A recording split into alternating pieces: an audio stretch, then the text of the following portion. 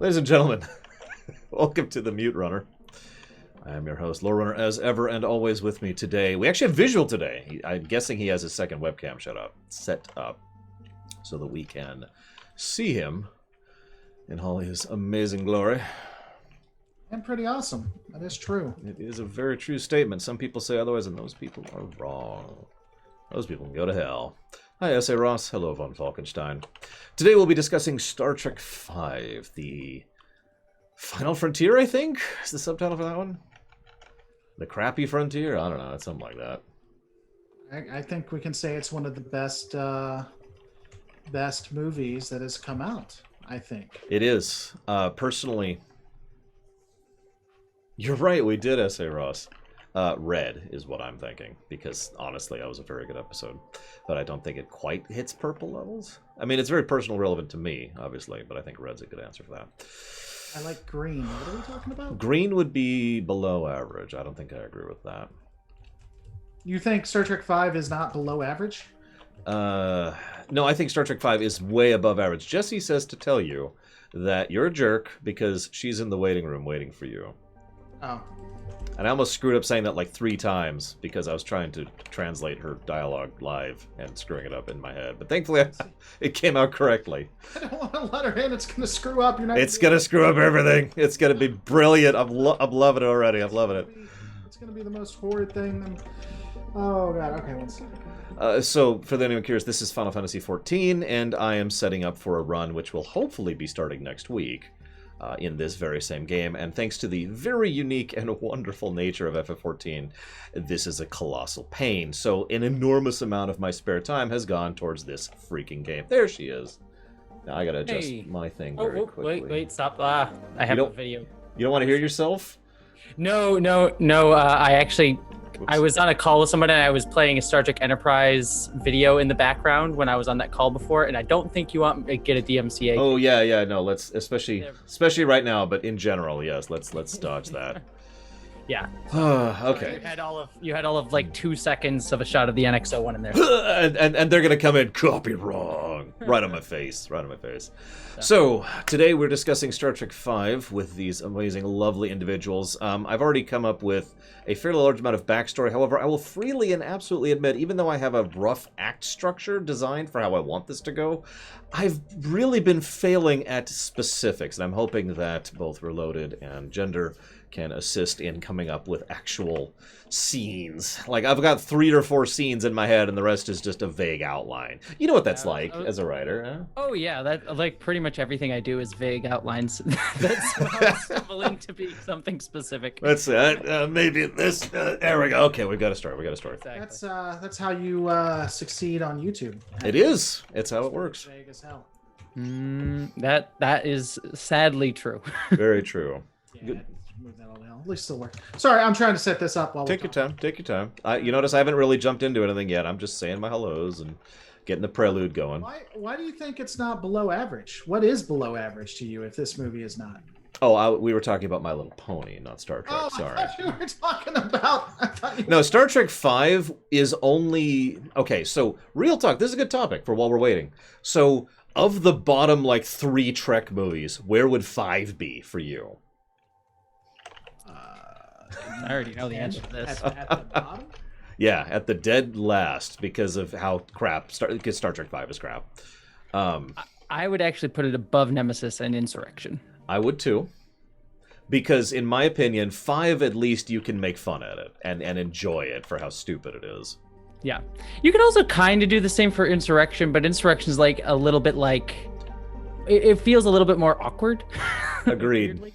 I would also say personally that Insurrection commits one of the greatest sins a movie can. It gets boring. Mm-hmm. I mean, not the whole movie. There are legitimately good moments in Insurrection. I will freely admit that. But just going through it, it's just like, Mm-hmm. Yeah, Star Trek V at least remains entertaining throughout, and there's small like it's like ridiculous. You get like whenever you get bored, it's like okay, there's Uhura's fan dance in here to like keep you engaged. Yep. But then there's like also sprinklings of good stuff, like the campfire scene. You know, marshmallow holder notwithstanding is actually pretty. Marshmallow holder. I'm sorry. I do. And the McCoy scene is great. Yeah, I've made a way for that scene. Whoops, to actually remain in this script. So I hope you will be satisfied with the end resultant there. By the way, honestly, is that scene with McCoy in this movie? I'm just trying to think. Is that like the most McCoy-centric scene in all of Star Trek? I'm like trying to think if there's anything. Of the movies, yes, there are a few TOS scenes which are very much about him. For the World is Hollow and I Have Touched the Sky, which I believe is a season 3 episode, is a McCoy episode, for example. That's true. And there are a couple couple others. To get that episode with his daughter at one point. Yep. And then they turned that into the hippie episode, what I consider to be one of the worst episodes of TOS. Thanks for that.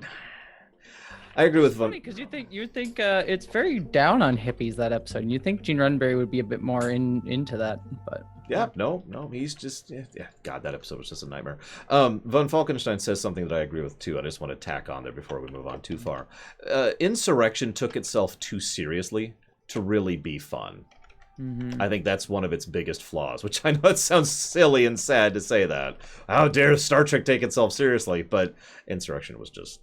If they had leaned into it more, it would have been way more fun. Because like there are moments of it, like it was like ridiculous as it is, like the bits where they're like all rediscovering their youth is like kind of interesting. Like Picard getting his salsa dancing on, and Riker shaving his beard and everything. Like those are like they have the inklings of fun, and if they had leaned into that more, would have probably done better. Except for the old admiral. Why didn't that admiral like rejuvenate his youth and everything? You guys ever wonder about that? I have wondered about that extensively, and I know the novelization comes up with an answer for that, which I don't remember off the top of my head. If you remember, the movie comes up with a non-answer, which is, I don't understand why you have not availed yourself of the benefits of our alliance. That's it. That's the only acknowledgement of that. Yeah, I do remember that, yeah. But wasn't he talking about getting your face stretched? Because that seems like something healthy for a race that doesn't... He was, in fact, referring to the face stretchers and the sex slaves, specifically. But, and I'm not making that up, you can see the scene if you don't believe me. But my point is, that is as close as that movie comes to acknowledging any of that. Well, my question is, why doesn't he have more than just himself there as well? That is an extremely good question. Why is the only Starfleet personnel in this high-level thing one admiral? God, that's such a terrible... And then, I mean, theoretically, isn't the Dominion War still going on at that time? Yes! It's actually name-dropped in the movie. Is it? It's been a while since I've seen it. And I mean, that's fine, but the question is, when he gets killed, he's the only one there. Yeah. And if we assume there are other officers there, aren't they going to question, be like, hey, so there was an admiral here? Why is he, where's he at? Yeah, no, that whole movie was just terribly, terribly constructed at every level. It's so stupid. Yeah. Didn't Michael Piller write a whole book on it? Mm-hmm. And it was never actually published, but you can still get copies of it if you know who to ask. I think it's actually on Amazon because I wanted a copy of it. That is news to me, admittedly, but I haven't looked into that in several years at this point. I think it's self-published on Amazon. What is it? How to make a failure or whatever? How to make a failure. I think that's the name of the book. Yeah, no, I I thought think we're being sarcastic. No, that's actually, I'm pretty sure she's right that is the name of it. I need to look into that. It's something along those lines, but I'm trying to look it up now, but I can't remember what it was. It's something like How to Make a Failure or something similar. So Wait. I'm having a few issues, so we can do a couple of things. I'm not sure how long it's going to take me to fix OBS. We can get started if you guys want to. We'll just have to rehash, or I'll just do an upload of yours onto my channel if you want to. Oh, I'd see how it is. Just stealing my stuff. I just thought I would give you some notoriety. God knows you need it, but I mean... That is true. I am a dinky, worthless, non-existent, irrelevant, stupid, pointless, dumb, terrible dresser. People keep telling me I need to shave. I'm actually trying to grow it out, see what it looks like. I don't know if I like it yet or not. Let's continue talking to your 30 Twitch bots. I don't care. It's whatever. Me and my Twitch bots, they love me. They love me. They just hit like and that's it. Hey, can you use them to get me a PS5? Been trying to get one. Yeah, sure. Hang on. Let me bots. Let me use my voodoo power here to. There you go. What's funny is, and I don't think you do it obviously, but what's funny is there's YouTube videos out there and stats that show people who actually do Twitch bots, like the known channels and whatever. When it goes down, when those bots specifically go down, they have you can see the drop in viewership, and it's so blatant. It's so bad. It's just awesome. Anyway, I'm sure everybody's interested. I don't care what you like. It's okay. See, that's another thing you do a lot. You get really defensive just constantly. You don't have to do that, man. You're cool. I do cool. I'm on YouTube. It's what I do for a living. Look, YouTube. We are not YouTube. She's not YouTube. I'm not YouTube. My people aren't YouTube, and they're the only people hearing it right now. Is anyone here in my chat YouTube? Go ahead and oust yourself. We'll kill you, and then raise you back from the dead. I've got Frostborn in the living room. I am actually the entity known as YouTube. I was gonna say, we all share cross viewership, so some of them are YouTube. Oh my god, sorry. I'm actually I pulled up the copy of Michael Pillar's book, and there's like some really wonderful lines like right in the introduction. It's like, the difference here was my history with Star Trek as head writer for the television shows and a long working relationship with producer Rick Berman. Had it been any other circumstances, there's no question in my mind that before the final draft was completed, I most certainly would have been fired. That's his take on Insurrection. This is Michael Pillar talking about Insurrection. He's saying I would have, if I had not been the head writer for Next Gen and knew Rick Berman, I would have certainly been fired for being the writer of Insurrection. Right. Yeah, that's crazy. Second line, that fraction of a second between nightmare and waking. Well, Insurrection, and I'm sorry, I didn't mean to interrupt. How could I have been so wrong? Where had my instincts failed me? How do I fix it? Is it even fixable? Insurrection, it went through several iterations. Like, it was supposed to Oh yeah. It was going to be Picard versus somebody, and then yeah, and then it got really dumb. I don't know. Let's continue. Let's do this, and once I get it running, we'll just. Do you have like a rough ETA? I mean, because we could just shoot the breeze for a minute. It's cool. We're cool. We're all cool here. No, Hey, how many guys in chat like Star Trek? Anybody? This makes me look fat. I just realized that. Because it's bigger than me. You've been losing some crazy amount of weight, buddy. Is it actually visible? Really? Yeah, it is. Yeah. I've been going through. I've been like rewatching some of your old ruminations and like going through and like just seeing. It's just because I jump between random years when you've been doing stuff, and I'm like, oh yeah, you've changed quite a bit. You look very good. Well, thank you. I'm actually really happy with how much I've been able to lose, especially right around here. Like, what is that feeling? Is that a arousal? No, that's when you look in the mirror.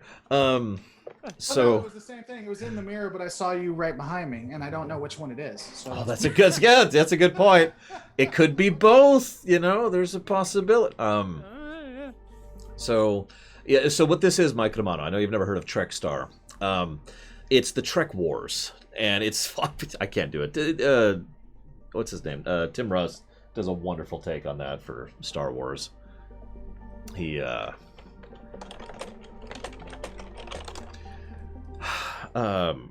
words, screw it. So Star Trek 5, right? Hope you guys like politics, because that's this movie. I hate it. Why are you putting politics in my Star Trek? There's a politics in here. We're gonna get. I don't know why I do that accent. We have to. Yeah. I just default to it. I wonder why. We have to explain where we're going with it a little bit, though, too. That's true. We gotta get there. Look, I'm not saying Gorkin is I ain't saying that, Gorgon boy. You gotta get the politics in there with the Klingons. On Zoom, is there any way to turn off the name in the bottom left-hand corner? Well, not that I'm aware of. No. That's why mine says lore. Okay. Is there any way to change it?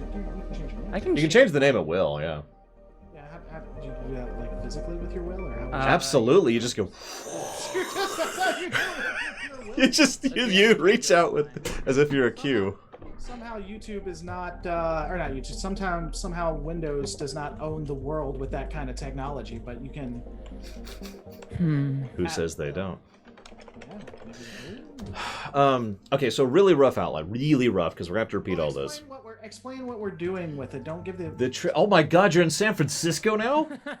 No, she's at Starfleet headquarters. That's what it is. Yeah, that's actually why I put it up, because I was like, oh, Starfleet headquarters. Yes, this is Rex Imus. Not this or this, but this. To be very clear, hang on, I'll zoom in the camera. That is Rex Imus right there.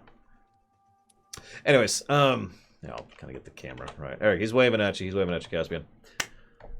The Star Trek rewrite project. I feel like I've said this a lot. you'll forgive me for taking some credit here, but I've been doing this off and on since I was in college. And some of you may have noticed back in the day with the Voyager stuff, I was doing this, and then you guys asked me not to, so I stopped.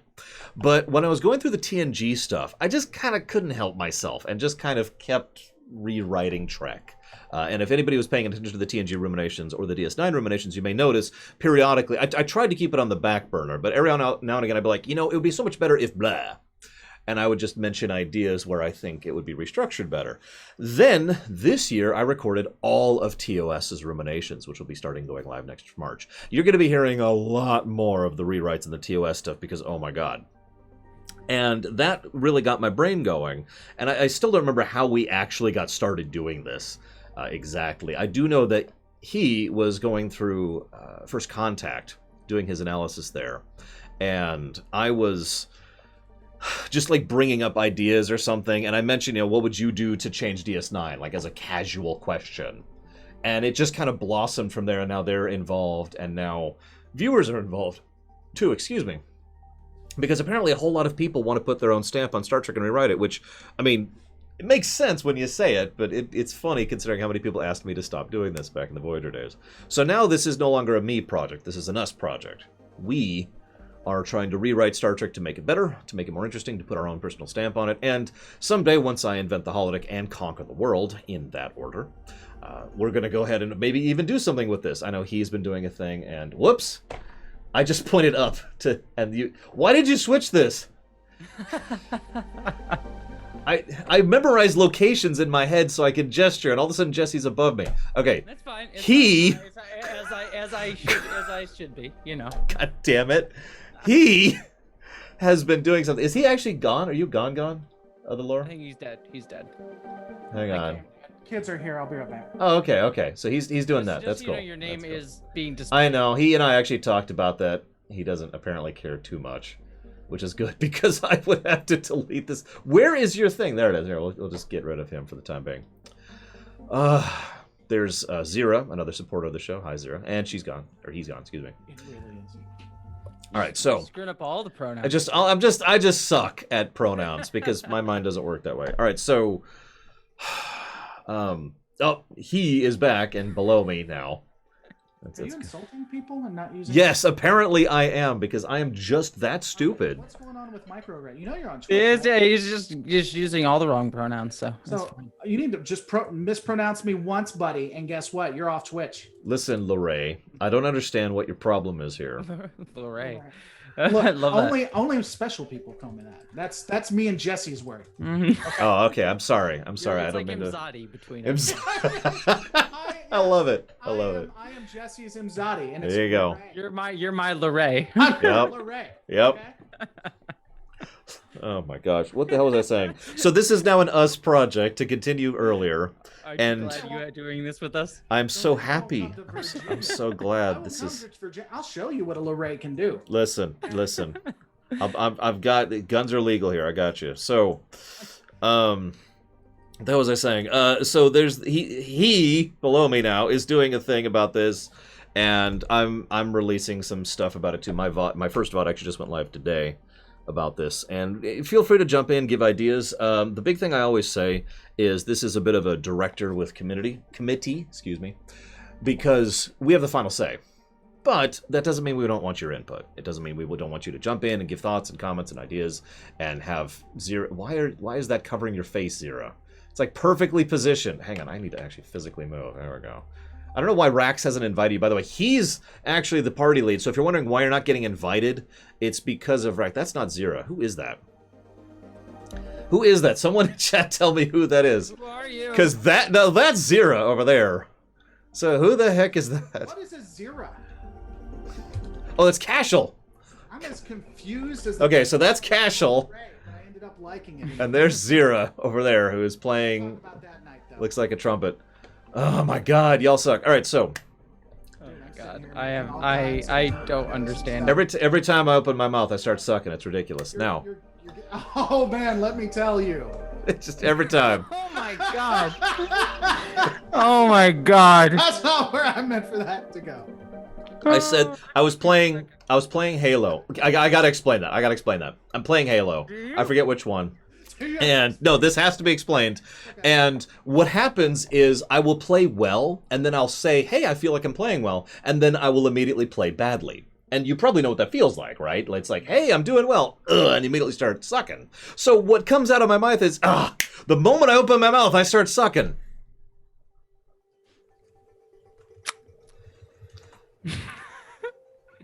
It took a little bit for that to process, I'll be honest. Oh boy. Star Trek. The idea here... We were talking about me. No, I want to explore this. Nope, we're done. We're done. Talking about me being Jesse Zimzadi, and then you were talking about how when you open your mouth... What I was talking about is how this man here, and this is a guy, I know this person in life. And that's where I was... He has Moogle... We had similar... Let's see if I can get a shot. There you go. You can see him. He has Moogle slippers, and they are awesome. I'm totally ignoring it. So, I ain't kink shaming. If they can do whatever, I don't care. I don't care. So you're saying it's a All kink? I am is a kink shame. That's my entire life. Are you saying it's a kink and it's not a choice? I just want to confirm that. Look, all I'm saying is that I will stab you. That's exactly. And you will like it. All right, so I can do this all night, buddy. we get your input, and we do care about your input. I will admit I've run into a bit of a wall. So I don't want to claim credit, but I've been really trying to pour myself into writing Star Trek V.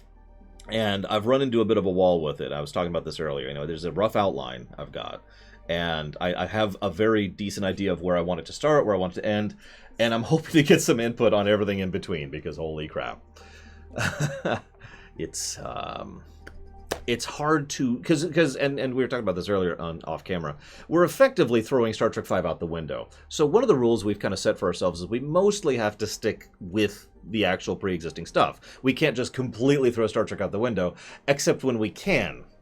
The idea is to intelligently look at something and say, yeah, we're just going to eject that, code of honor, and do that intelligently as we go throughout Star Trek. So of the movies, we have stayed fairly close to what actually happens in Star Trek 1, 2, 3, and 4, and we will be doing so in 6, and we will also be doing so in 8, since we've technically already covered that one. But with 5, we had this big discussion. I mentioned Jesse this morning when I was doing my pre-Star Trek stream. We had this discussion about this, and I really feel that because I want 5 to fit, I want 1 through 6 to be one line. So that basically means having to take the pre-existing 5 and throw it out the window, which is what we've done.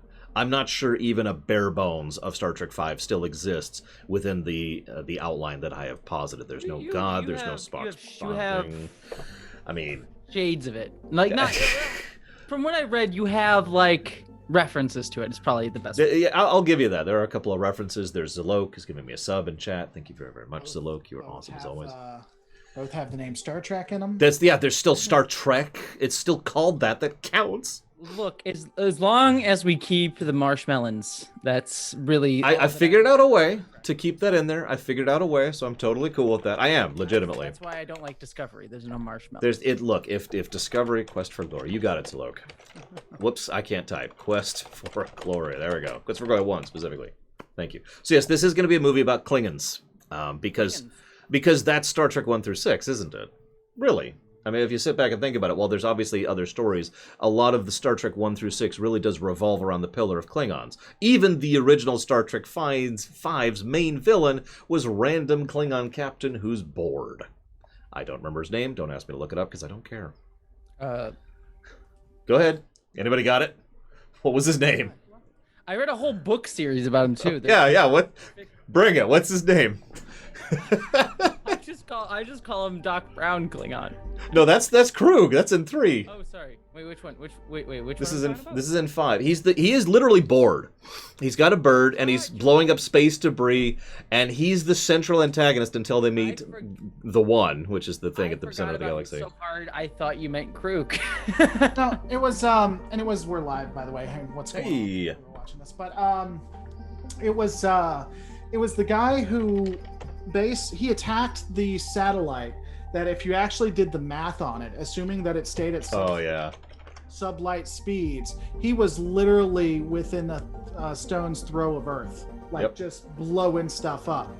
Yep. Because he blew up. What was it? It wasn't Voyager, was it? No, it was. I forget.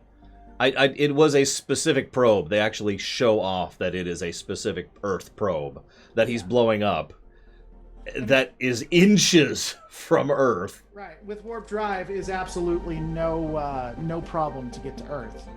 Yeah, it was. Yeah, it's so that movie is so many levels of nonsense. Was it Pioneer? It's the one with the plaque. I remember this. It's the one with the plaque of the people on it, and that's how you can identify which specific one it is. Yeah, I think it was Pioneer. Was it with the plaque? I think it said it on it too, didn't it? Like as it passed, it said. I don't remember. I'll be honest. A Klaus? Was that his name? Klaas? Klug? Klugarian? Klugarian? That's his name. Clegane. Yeah, there you go. That's it. Like, why do all Klingons have to have like in their name? Well, you see, I don't know. I mean, the Vulcan thing too. We got the Vulcan naming thing of S or T apostrophe. Yep, the Tupa, as I like to call it.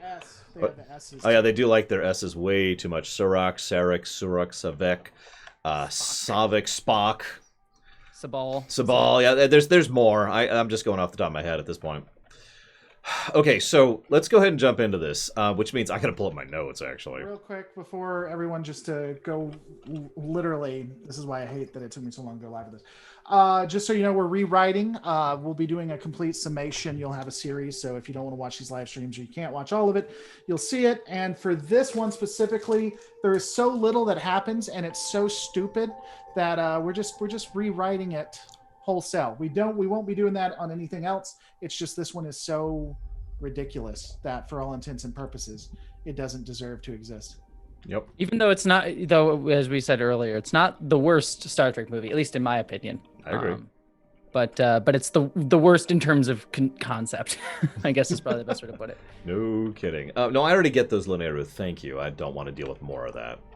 The Daniel 1998, thanks for supporting the channel. It says we need to find a way to keep the term "Why does God need a starship?" I think he's talking about what does God need with a starship. What does God need with a starship? Question. Okay, so how we can keep that in? All right, so what's happening is at the scene where Kirk is at the campfire, which is Kirk's only scene in this entire movie. He's sitting there and he's talking with Spock, and at one point. The campfire scene opens because they need to have a segue into it because we're ejecting the mountain climbing scene. So it opens with them, and it does that in middle of conversation thing. And, and then I told her, I can't even believe that. And then they all laugh in response to the story. That type of thing. So what Kirk says is, and then I said, what does God even need with a starship? And then, McCoy laughs and Spock just raises an eyebrow. And I actually like this opening shot that it's like the opening credits are like out in space. Like, you see the opening credits, everyone's name on a star field, and then it just tilts down and they're in the woods on Earth. I like that feel. I have no idea how I would do that. Let me think about that. It's like you tilt down and then it's just the stars. Well, I know, but the campfire scene is supposed to be the beginning of Act 3. That's why I'm debating how to. It's Act 3. I'm sorry, I thought it was the Act. We could still do that with the Spock thing. Yeah, you could do that. We could do it with the Spock thing. So let's do that. Started off with the Spock thing. So let's start off with the Spock thing. So the way the movie is going to begin here. Actually, if it's okay with you guys, I'm going to just give you some backstory because again, I want some help here. So after the events of Star Trek IV, there are roughly three, there used to be three, Klingon factions remaining. These are, in rough discussion, the Dagorites, the Gorkanites, and the Centrists. The Dagors are people who are self-interested. They are, call them the evil ones, but even that's not actually 100% true. It'd be more accurate to say that they are more what you would call traditional Klingons.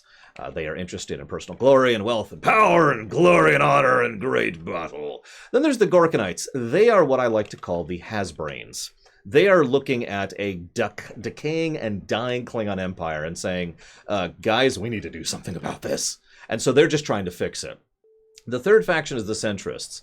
They are the group that is most invested in keeping the status quo as is, because they don't care about the Empire or tomorrow. They care about the fact that they currently are in a fairly large amount of power and prestige, and they want to keep that position. So they want to maintain the status quo. That's the three rough factions.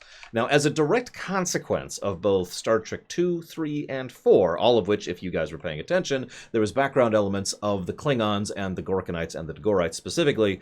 The Dagorites have kind of split up. They don't really exist as a faction anymore. Instead, what has happened is they have roughly divided onto philosophical lines rather than political lines. There are some Dagorites who think, you know what? we're going out, right? Let's just go out with a bang. And let's just make one big last glorious conquest and let's die fighting. That's what they want to do. They have effectively become raiders from Fallout, or marauders, or whatever you want to call it. You get the general concept. They're just roaming around causing issues. If you remember, that was something that was hinted at in Star Trek IV that was interrupted by the Voth probe. This then leads us to the other side of the faction, which is the groups who have effectively decided to just go ahead and join the Gorkonites. We're going to make specific reference to House Chang, which has joined the Gorkonites in terms of adding their military might to them. Now, the Gorkonites, they want to deal with this situation because they are trying to accomplish three things all at the same time. First, they want to improve their relations with the Federation because they believe the Federation will be able to serve as a resource and service pipeline in order to help give the Empire the shot in the arm it needs to keep living. The second thing they want to do is they want to distance some of their conquered territories from themselves, literally actually pushing them out of the Empire, which means the cost in terms of material, time, money, power, etc. of maintaining them has been reduced. In other words, they're trying to bring the budget down because they're not getting enough out of it at this point. They have the Roman problem, as I like to call it. The third thing they want to do, oh, sorry, I should mention that in the process of that, they want these people to leave under good conditions so they can have trade agreements with their former powers and thus actually have some kind of a leg up in going forward. The third thing they're trying to do is they're trying to reduce their military in a very Klingon fashion. They want to kill off as much of their military as they can, not only because that will reduce the amount of expenditure that they're pushing into the military, which is huge and again is causing some of the aforementioned problems with the Empire, but they are very afraid, and rightfully so, of an actual military coup. So reducing the amount of power any military faction can have and ensuring that the military does not factionalize around a single corp gives them the possibility of dealing with. So that's the three general goals of the Gorkonites. Okay. Now, having said all that, this is going to be a Sulu-centric movie. This is, in fact, Sulu is going to be pretty much the main character of this, and it's going to be following the Excelsior. Before we go any further, Lore Reloaded thinks that wouldn't work. And I disagree, obviously, but I would like to know if anybody else agrees with that statement. I'm sorry. I didn't mean to interrupt. I'm sorry. What did I not disagree? Having Sulu as the main person? Yeah. You flat out asked me, I mean, do you think Sulu could actually, do you think the audience of the time could accept Sulu? Do you think that people would be willing to watch a movie with Sulu, in charge, blah, blah, blah, blah, blah. See, oh, sorry. No, I didn't mean to interrupt you, Jesse. The only thing I was going to say to clarify my position, first off, thank you, Yosef and Alex, for supporting the channel. And then let's have the Quark thing. Don't walk to Lore's run. So to clarify my position, is a part of this is rewriting the story, but also doing it from a standpoint of the writer. And who has to deal with executives and everything like that, right? So my question is Sulu is a loved character and everything, but does he have the star power, the staying power to have his own movie? It would be like, I use Barkley, I don't think that's fair. I'm trying to think of a character, maybe like Geordie LaForge being a captain and having a TNG. Oh, that sounds like an awesome idea. I need to write that one down. I feel like Riker, or not Riker, Data might, like a Data movie might be a good metaphor to it. Though Data probably has more than Sulu. I was gonna say, Data is pretty popular. Data was more like, so we're looking at a like with like. So at this point, Sulu was liked. The people wanted to see Sulu. He definitely needed to be there. He needed to have a presence.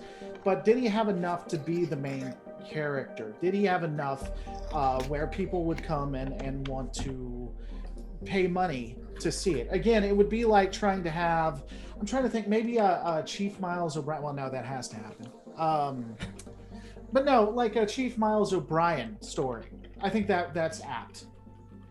Chief Miles O'Brien becomes a captain. I think, well, I mean, there's two things, and I just want to double check because it depends on what the impetus of our whole conceit of doing this is like, are we basically trying to rewrite Star Trek as if we were writers of the day doing it? Or are we doing it as if like we're today now? Because if we're trying to approach it as if we were writers of the day, we can make that argument. But I think if we're talking about us being writers today, looking at rewriting this thing, if that's the actual project, then I say yes. I think Sulu 100% carries it. What's funny is George Takei nowadays 100%. He has a Yeah. very strong following and a decent star power. He's even got That's Geek the thing. Circled it now. So, Right. but yeah, back in '86, whenever this was. That's Yeah. what I'm talking about, because I'm assuming the way I always looked at it, and maybe we need to set base here, but the way I always looked at it is we're writing it as if it was happening during those periods. We just have it planned out, you Yeah. know? So I I would don't know. s- I mean, do you disagree? Did you think, are we rewriting it from today's date? No, I agree with you. I think that's what we were doing. I just wanted to double check on that. What do you But think, if Ryan? that's the case, I could even still see an argument being like, uh, it would be difficult to like, you know, if I was sitting here as an executive and being like, okay, we want to do this Sulu movie, we'd have to market it probably as like not a Star Trek 5, but as a Star Trek kind of spin-off thing that would lead into what would be Star Trek 5, essentially Star Trek 6. Star Trek, a Sulu story. Yeah, Star Trek Excelsior would be what it would be. And it'd Yeah, be kind of actually, like you'd have to write it as a side story that builds to maybe like Star Trek 6, but is its own separate thing. And that's how you would sell it. It's like, hey, Star Trek's so popular right now. We've aced these past 4 movies because we've written them so well. Now let's do a spin-off series at this point, a spin-off movie series that focuses on Sulu, a character we've made captain. You know, we think he probably deserves it at this point. And then we can use that as like a nice little spin-off, but to sell it to the fans, we'll have like little sprinklings of it's going to lead into Star Trek 6. You don't need it, but it's going to lead into Star Trek 6. The only problem then is it might ruin some of what your idea is, Lore, because then it would have to be a little bit more self-contained if you sell it that No, way. I get you. For the record, just to set this clear, I have never been considering real-life considerations when it comes to the rewrite. Not at all. I mean, yeah, I mean, that's... Not then and not now. I mean, no, that's 100%. It just depends on like what the goal of the project is. If the goal of the project is to think as like producers or just as a purely writing exercise. And so I'm not. I don't want to sound like I'm against your idea, by the way, other lore. It's just I wanted to be very clear about what my mentality has always been ever since I started the Voyager stuff. Sure. I just want to sell it. I think it's interesting if we could do it, and we can do it with those considerations in mind, because I think we're brilliant enough to do it. I agree, and admittedly, I think that's a different, basically a different challenge, different level, if you want to call it that. I don't think so. We've been doing it up to now. Honestly, I have been. That has been the consideration. I've even bring it up. It might not have clicked until now, but I can show you live streams where I've discussed that, where I brought up, you know, how would an exec have taken this? How do we do it with an executive? So I don't think it changes anything. I think it just continues, because in theory you could still do it and say, even if, because I mean, people have done things that no one thought was going to be popular, and it was. So even if it's a side character and we say we're just going to do it, it is possible that it still would have gone well, right? Because again, he has the ability to act, so he could carry the film. He was held back by one William Shatner quite a few times. So Yep. it's not to say that he couldn't do it. It's just to say it's a consideration to take into. But again, they didn't do anything with it. So if we want to keep him, we can. It's just at the period, I don't know that. I like it's a side story. I still think we could go with what you're doing, but it would just be positioned. It would be Marvel before Marvel came out. Because that's what Marvel did. They had their own individual storylines, right? And then they brought them all together. So, or it's Disney. That's what Disney did too with the Rogue One, right? It'd be the Rogue One of its time. I don't know. What are your thoughts? I'm not against it. I was just putting that out. Well, I mean, again, I think it's an interesting, because I wouldn't be against doing a sequel, like a spin-off story, like as a fun spin-off thing. But I also think Lore's, based on the outline that Lore has postulated, I feel like that story is best not told as a spin-off thing. yeah, no. What I've postulated is Star Trek 6.1, basically. Yes. We could call it. We could call it. It's not like this hasn't happened before. We'll call it a spin-off, but that's not actually what we're doing, because that hasn't happened before. And no matter what we make, it's going to be better than the original. So we're still going to make more. That's true. We could put a ham sandwich in front of the thing and then just show 3 sides of that, and we'd be fine. Check it out, guys. There's a ham sandwich. Again, still not the worst Star Trek movie, by the way. I just want to be very clear about that. I mean, I don't hate it. If we want to have Sulu, let's have Sulu. Let's do it. And you know what? Let's make him openly. Okay. Well, I'm sorry. I thought that was so obvious. I forgot what this, What? What I miss? That timing was perfect. I'm sorry. That was wonderful. My pause there was because I was thinking, it's like, wait a second, is he Asian or where does he come from? Let's make him openly, and I say gay, and Yeah. then you're like Asian. Openly Asian. I don't know, guys. I think that's too much for Trek. Even his ethnicity, though, I'm worried that I got that He wrong. is Japanese. He is actually Japanese descent. Yeah. Okay. That's why he was put in. His family was put in a Japanese internment camp during World War II. It did work out because I paused because I didn't want to get the wrong ethnicity. He is American. He was born in America, but his parents were Japanese, and so he's Japanese American. So, if I believe he was born in America. I know he was spending. I don't actually remember. I don't know if he was actually born in America, but I believe he was. His parents were definitely Japanese, though. I thought you meant he was going to be openly gay because, of course, he is. I honestly thought that was just going to be a thing in TOS. It's the joke. He actually, no, he's not gay in TOS, is he? No, in our TOS. Oh, yeah. Yes. Yeah. So, in other words, it wouldn't be some big group. It wouldn't be Dumbledoring it when it comes to Star Trek V. Also in the Kelvin timeline, because Nero apparently makes people gay. It's just look. What's his name? Shoot, what's the actor who played Nero? It's like looking at running. Eric Bana. Eric Bana. It's just you look at Eric Bana and it's just. I get it. It just happens, you know. You can destroy my Vulcan anytime. Yep, you know exactly. With a giant pulsing drill laser. Anyways, if we want to, okay. I'm not going to say no to you. Although at that point, I will probably start doing my own Star Trek rewrite separate of that, which is fine. I can do that because I already kind of am doing that on my Mondays. So, but if we're going to do that right here, if we're going to rip off the Band-Aid right now and say that we're doing this within the mentality of having to sell it at the time, I have no idea what to do for this movie. No, I think it still works. I disagree. I think it still works. I think we can still go with it. It was just a consideration to go with. Well, I'm just trying to think if there's like And any you ain't precedent. starting We should get to the actual story at some point, but I think I'm trying to think if there's actually a precedent where like a spin-off movie is like extremely important to the next movie. I mean, I know there's an example of that. Marvel type thing, to be honest. That like Styx is our Infinity War, and this is like our Thor Ragnarok. Oh No, God, what is that? I don't think it's bad, and there's no need to start your own different thing because again, you're discussing it there, and it's a good way to get it out. It's just, and again, it kind of making a mountain out of a molehill. It was just a consideration to think about, a discussion to have. He can hold his own, so if we want to go with that, and but the question becomes, do we want to, when it comes to the LGBT pieces of it, are we going to work that into it is it going to be a normalized thing? Is it going to be a major part of it? How are we bringing that in? Okay, so I am not gay. I know, shocking. But I bring that up because I always feel the need to preface that. Until I saw Eric Bana. Sorry. Until I saw Eric Bana. But prior to that, I always approach it with the mentality of it's normal. Because that's how it's been my whole life. So the idea of just it shouldn't be focused on is essentially my point.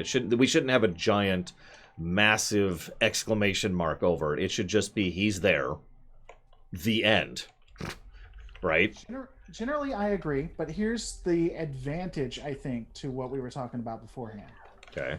If we're going and discussing it kind of like what was happening in at the time, this would be a good time to. You can keep it normalized, but have it as a plot point or an arc to it, like you usually have with Star Trek. Just make it another romance piece to the movie, like they already do with every one that ever occurs. You know? Okay, so thought. Hang on. I need to chop you off because I don't want to get this out before I forget it. I'm sorry. I want to get this idea out. One of the big scenes I wanted is in the middle of Act 2, which is the very character-centric part of the piece. I wanted to be a bit between Rand and Sulu. Not romantic, just two old comrades who were discussing things, right? And the big thrust I wanted to have about that conversation was that he was focusing on how weird it is that he doesn't feel out of place as captain, that he just so naturally fits into there. Now, what would beautifully fit into that, I think, as they're discussing that, and as Sulu mentions how he just, he is so comfortable with command and he has no issues with it, maybe Rand brings up, well, what about your family?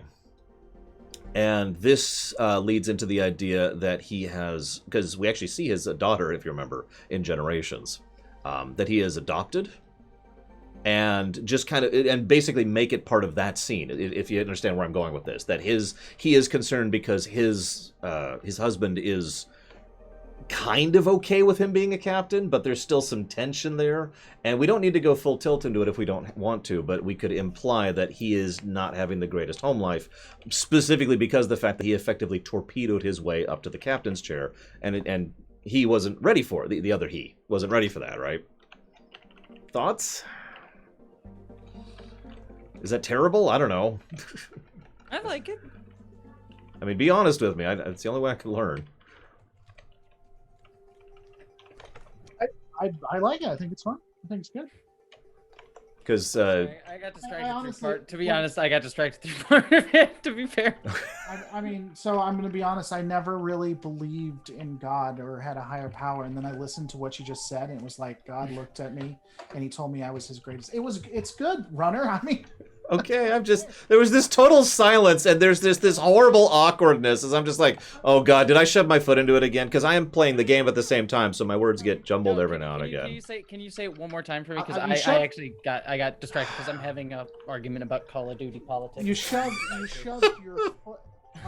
So you're saying you're not focused on this? I know I need to be. Sorry. We're gonna talk. As Twitter is just a terrible place, and I get dragged into. We were talking about Twitter earlier. How awful Twitter. You know what, Jesse? We'll do it offline. Okay? That's hysterical. In front of our friends. You know what? Okay. You can go to hell. God damn, Call of Duty. I just stepped into it. Anyways, sorry. Can you say it one more time? My apologies. My focus is completely. Sure. Give me just a sec to not get hit by lasers. Nope, I got hit by lasers. I'm dead. I'm dead. He's going to do a separate thing from this. That's true. That's true. I hate all y'all and screw it all. No, okay. There's going to be a big character-centric scene between the two old vets of Rand and Sulu. The main thrust of that was supposed to be about how comfortable Sulu feels going to captaincy, and that bothers him, right? The fact that he's not bothered by it bothers him, if you understand the thrust of that. Yeah. And during that scene, I was going to have Rand say, well, what about your family? What about your husband? And that would cause Sulu to pause a moment. And because Sulu, if you've been paying attention, Sulu kind of catapulted up to captaincy for the Excelsior over the last few movies. Now, that's on purpose. It's very much by design. But this could have been causing stress back at home. His husband, who I don't know the guy's name, so I'm just keep calling him the husband here. Yeah, I don't know if they ever say his name, so whatever. Husband dude. He's obviously stressed by this and worried, and he's losing out time, and of course Sulu's daughter, their adopted daughter, is not exactly happy about the fact that one of her dads is away while the other dad is here, and there's just so much little time, and basically getting across the stress of that whole scene, and in so doing, you try to humanize Sulu and add more character elements to the whole scene. That was the whole thrust of the idea. I think that's brilliant. That's really great because you never really see.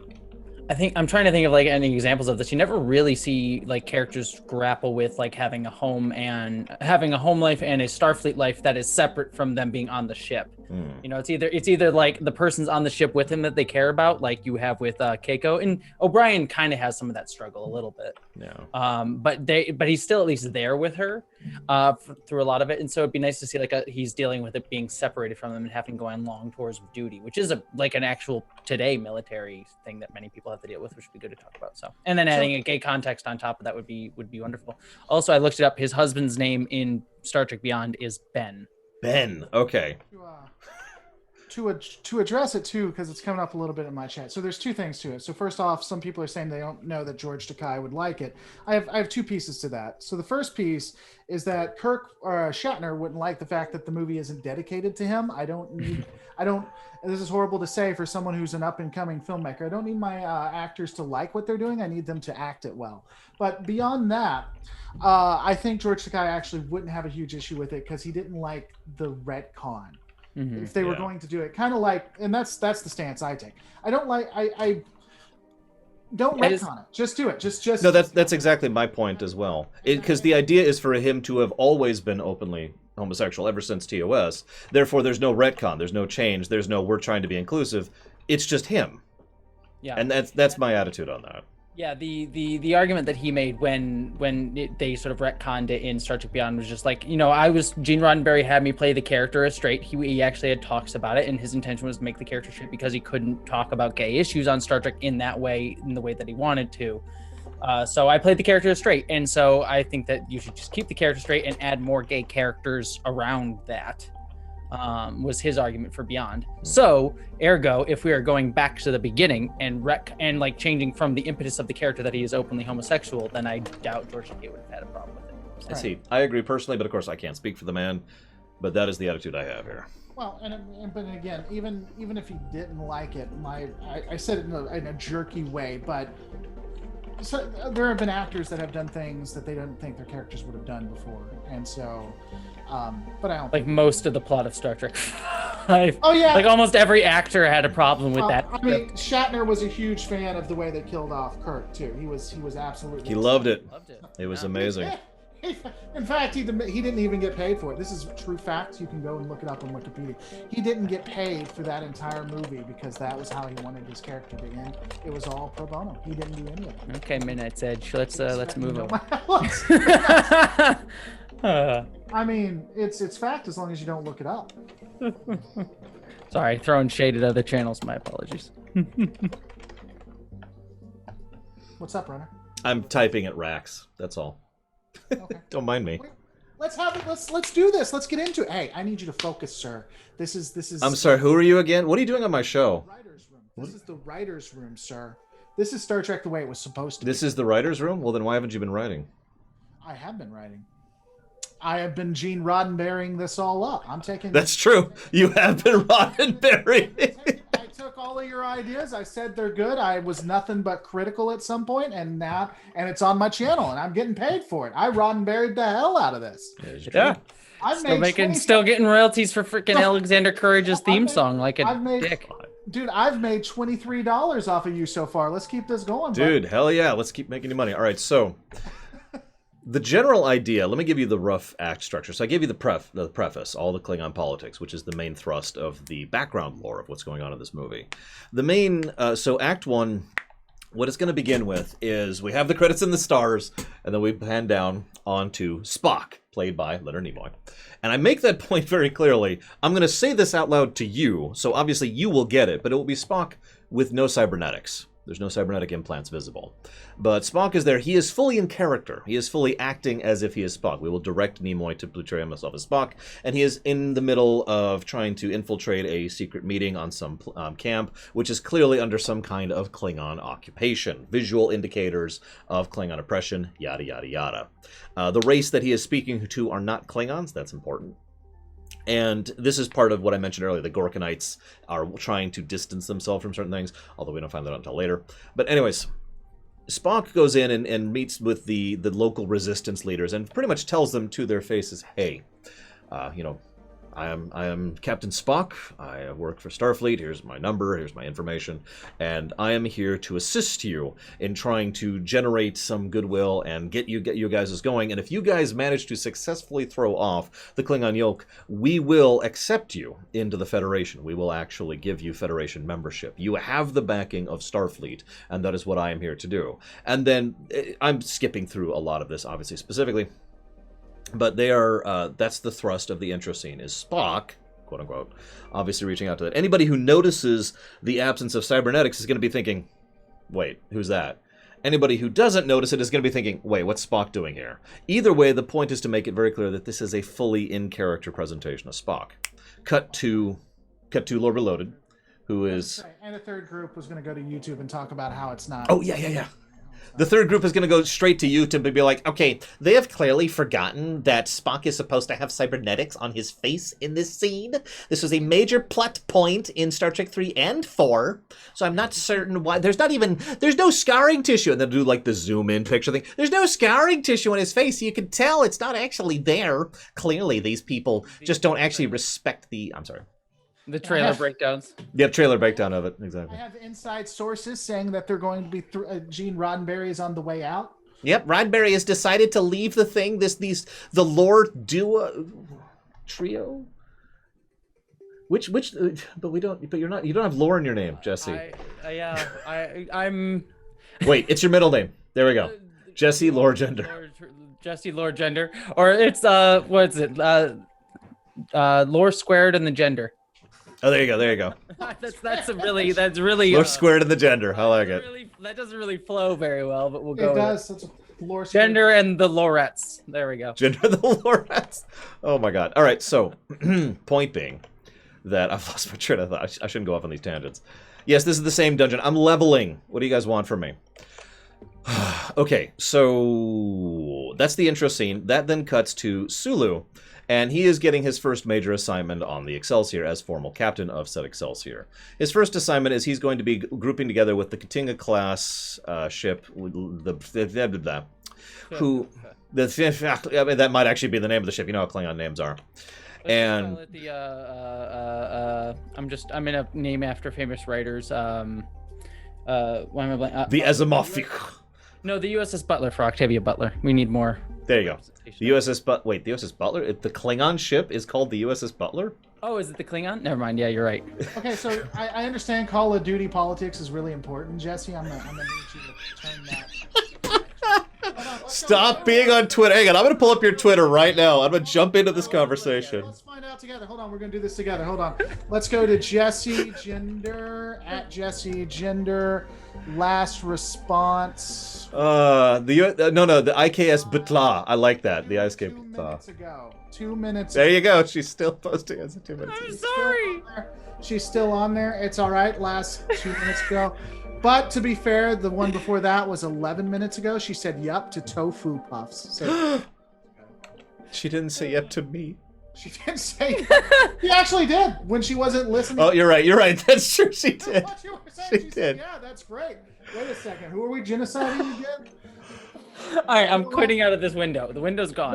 No, because if I see it happening again, am I going to be messing with you? I am going to make you agree to some real screwed up stuff. I'm going to watch right here. Look, and if I see you start tweeting again, I'm going to cut in. You're my whole screen now. You have my undivided attention. I thought I could dual focus like Lore does, but I cannot. So there we go. Lore Runner's going to know, because then I'm going to say, and then the Klingons decided to start having relations with the Orions.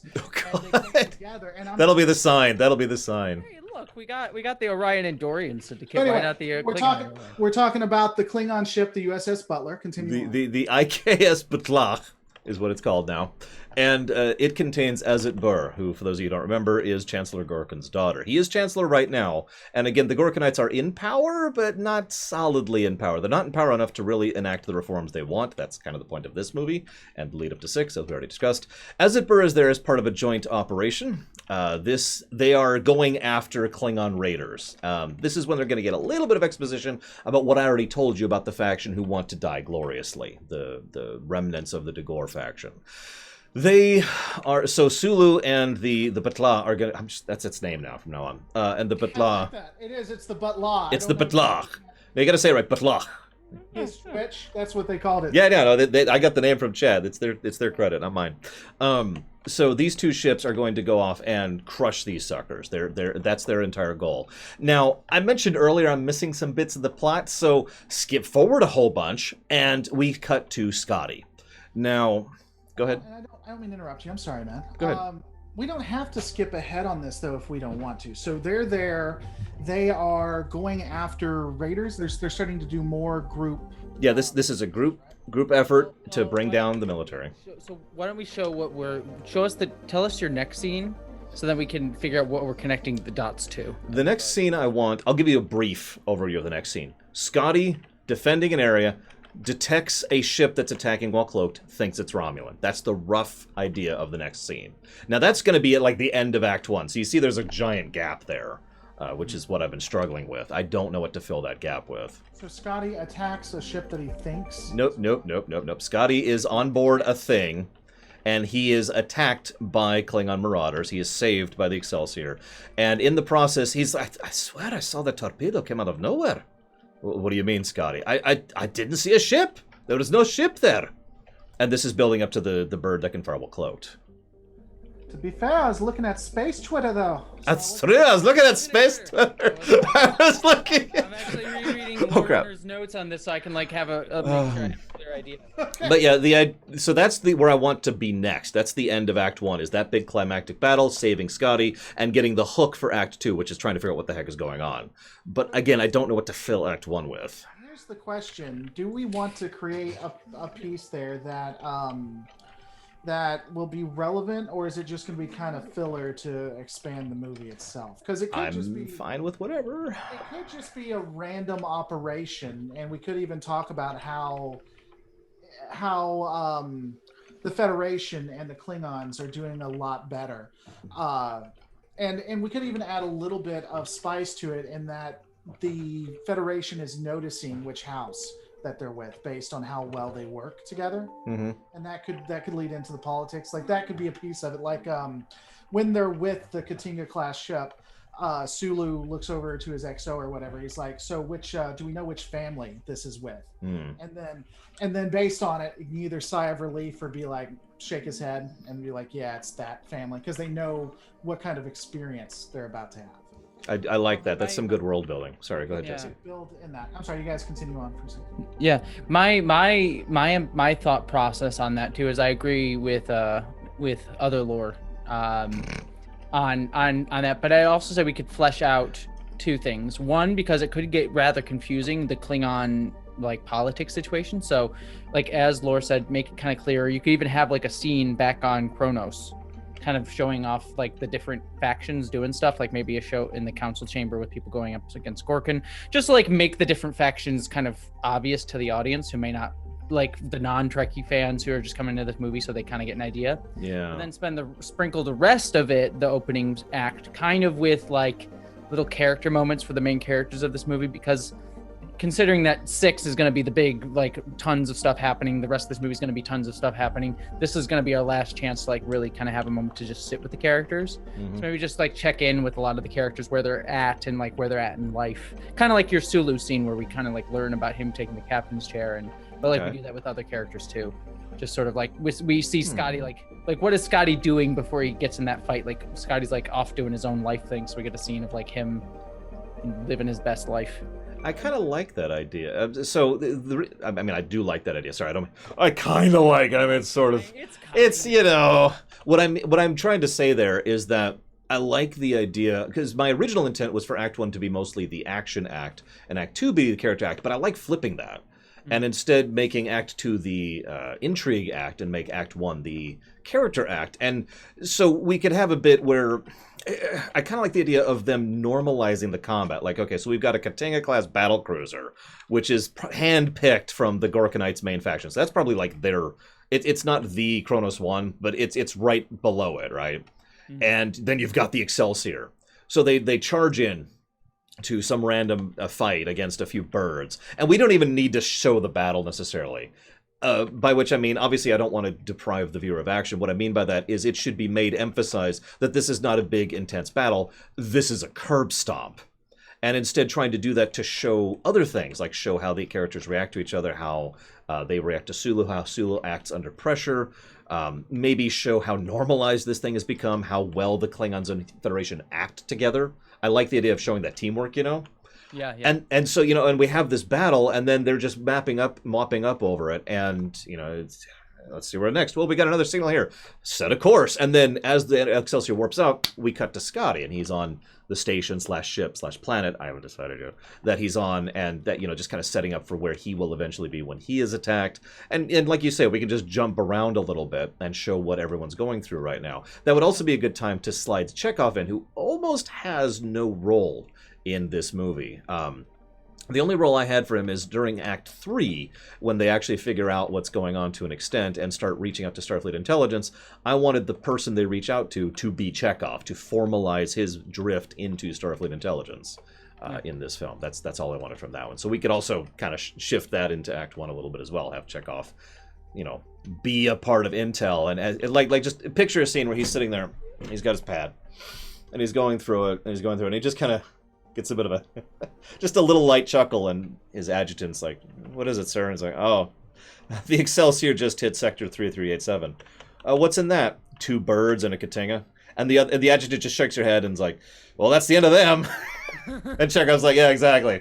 and then just cut away, like really quick thing like that. Just little moments like that to show where they're at. Shades of character. And yeah, and I like you could even do some stuff with Scotty too. If we're gonna like blow up that base that he's on, if we really, it would be a bit of fridging, but you could like have a couple, like show his life on that on there's like he's made a couple friends, just so like when the thing gets blown up, he's a little bit more upset about it, and like understandably so. It's like, oh, that was all my, the girlfriend that I got or whatever the hell, or like the other. No. Let's lead into it. Let's make it. That's where he had brought all his scotch with him to the station. yeah.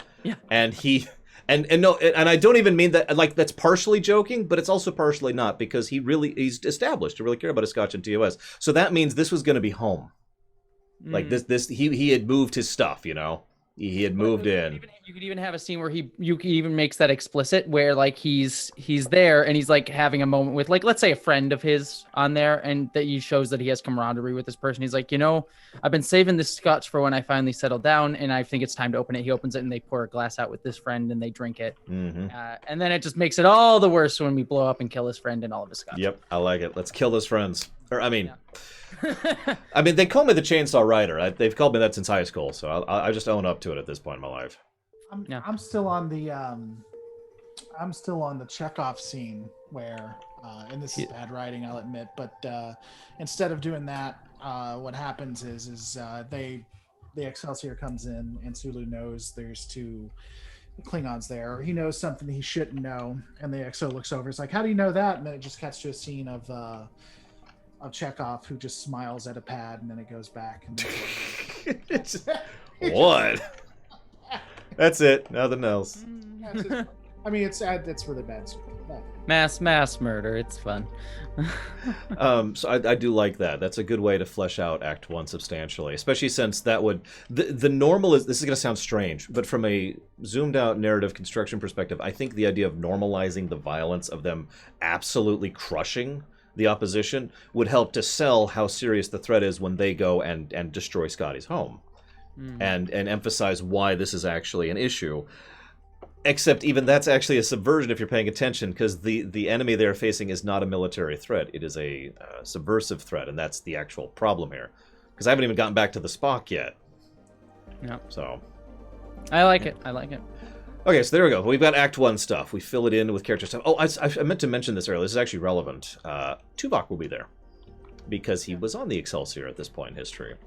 And I like the idea of him kind of getting a camaraderie with Scotty, because I don't know why, but I could just picture those two getting along together. I'm stepping away for a second. Keep going. Okay. Like, do you agree, disagree, Jesse, and or chat? Yeah, I mean, makes sense. Tuvok gets to be in all the things. Well, that's not what I mean. I mean, like, I could picture him being the kind of person who would just naturally click with someone like Scotty. Because Scotty would just be like, oh, I'm going to make stuff happen. And Tuvok would be doing that sort of nonplussed thing he does. But Tuvok likes being nonplussed. That's why he likes hanging out with humans. Like, that's established as part of his character, right? Yeah. And so he's enjoying being, just acting off of Scotty. But, of course, he still has the respect for Scotty, because at the end of the day, Scotty gets results, which is what Tuvok cares about most of all. So I like that. And you can even, like, if we wanted to play a little bit, we don't have to do this. This might be a bit too wink nudge, but you could have a little, like, shades of, like, the hints of his future relationship with Janeway in there, like elements of what comes up there, like Janeway's love of science and Scotty's love of engineering, and Tuvok kind of like connecting those two. Just like maybe he'll bring it up over on Voyager or whatever. If we really wanted to be cheeky, and if I'm being honest, I would do this if I had the power to do it. I would actually have Kate Mulgrew have a very brief cameo. And by cameo, I mean she wouldn't even have any lines, but she would be in the background. Would she be, how old? She wouldn't be alive at this point, would she? Nope. Oh, right. Bingo. And nobody would notice her care at the time. It would only be when Voyager farts comes out, and the observant people, the fans, would be like, huh? Wait. Yes, that's right. I forgot we were doing that. Got it. So I like the idea that Janeway is there. No lines, just in the background. Almost always right next to Tuvok for some strange reason. Like we could have her just like be like just like chilling at a station or whatever. So it's like just on the bridge, taking orders, doing her thing, drinking coffee. Literally in the depth of field in the background. So yeah. Anyways.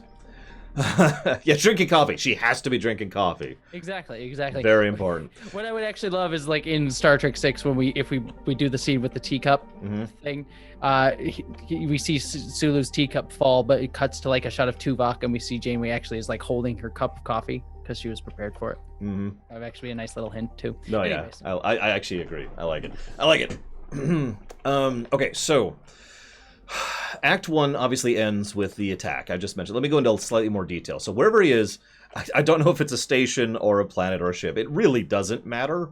It's someplace that is Federation held, obviously, because duh, that's where Scotty is retiring. And he's, they just get attacked out of nowhere, and it's a full alpha strike. They barely have time to deal with it. Scotty, of course, being Scotty, hasn't really been relaxing in the strictest sense of the word because he doesn't do that. He's been working, right? That's how he's been unwinding. So the only reason that they survive long enough for him to exist at all, for him to survive this movie, is because in the character building scenes you just mentioned that we'll mention, he has been updating, upgrading, and generally making this station substantially more. I keep saying station. I like the idea of station. Yeah. So cool. let's just stick with station right now. He has been upgrading and tinkering with the station, and it's got better shields, better hull, it's got better communication system. It has a couple of phasers. What's up? What if it's the Yorktown from Star Trek Beyond? This big like thing. It's like supposed to be the next chapter. So when it gets blown up, it's a big deal. We can't use that name though, can we? Because the Yorktown was going to be. Oh yeah, did we? Coming up. Yeah. I know what you're talking about. We could do it anyway. I mean, we could just have it be the station. Oh, the Yorkshire. I mean, we could. Well, we could have it be the Yorktown, and then the thing that we're coming up with later be like a reference to this as well. Hello, Magton Man. Either way, Midway. Let's call it Midway. Wah, wah. So either way, Klingon raiders start absolutely shredding this place. Sulu responds to the distress signal. The Excelsior and the Batlach gets there on time. They manage to push back the Klingon assault force, actually destroy the Klingon assault force, and rescue Scotty and not a lot of other people. They do rescue several people from the station, but haha, blow up Alex. But his friend that we established earlier, he's gone. And if we wanted, we could also kill a girlfriend. That feels a little bit too tacked on, if I'm being honest. But I do want the friend to be dead, because I am apparently an evil writer. And I want this to have some kind of impact on Scotty. We don't have to do that, though. I'm talking myself out of it as I'm saying it. What do you guys think? Kill him dead. We don't have to. I do like the idea of Scotty having some kind of push on this and motivation on this. But at the same time, we could have them survive. Because the emotional impact is still there. He still lost his home. Well, this is the 80s, right? So we're writing as if we're 80s. We are super doing that. Let's say he's dead and bring him back at the end. Because I will straight up stab you. I will grab Frostmourne in the other room, come back in here, and you will be Frostmourned, sir.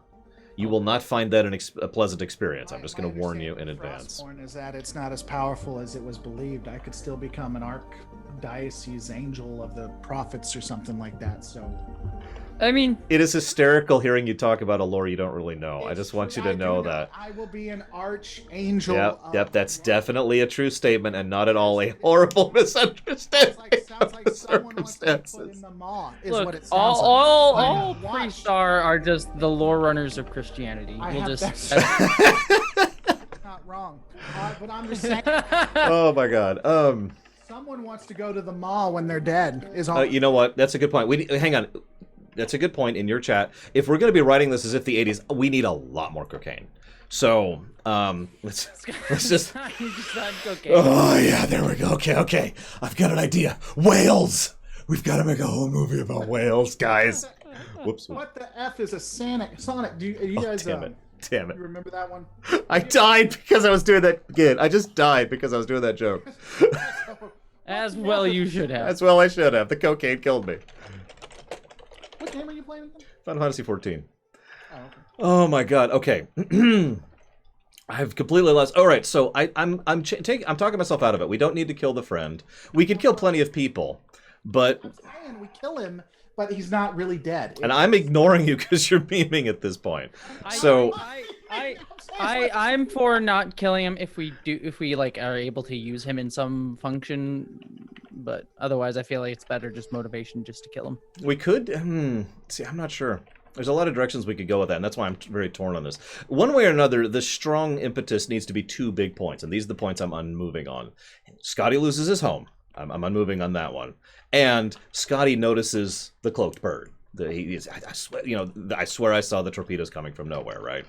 Yeah. And both of those points are pretty important, I think. Let's go into the presumption of the friend's alive, and if we use them, we use them, and if we end up not using them, why don't we just kill them if we think? If we wanted to use them, what if, and I'm putting this out there, Scotty is like, I swear I saw him coming from nowhere. It looks like it may have been a cloaked vessel or something.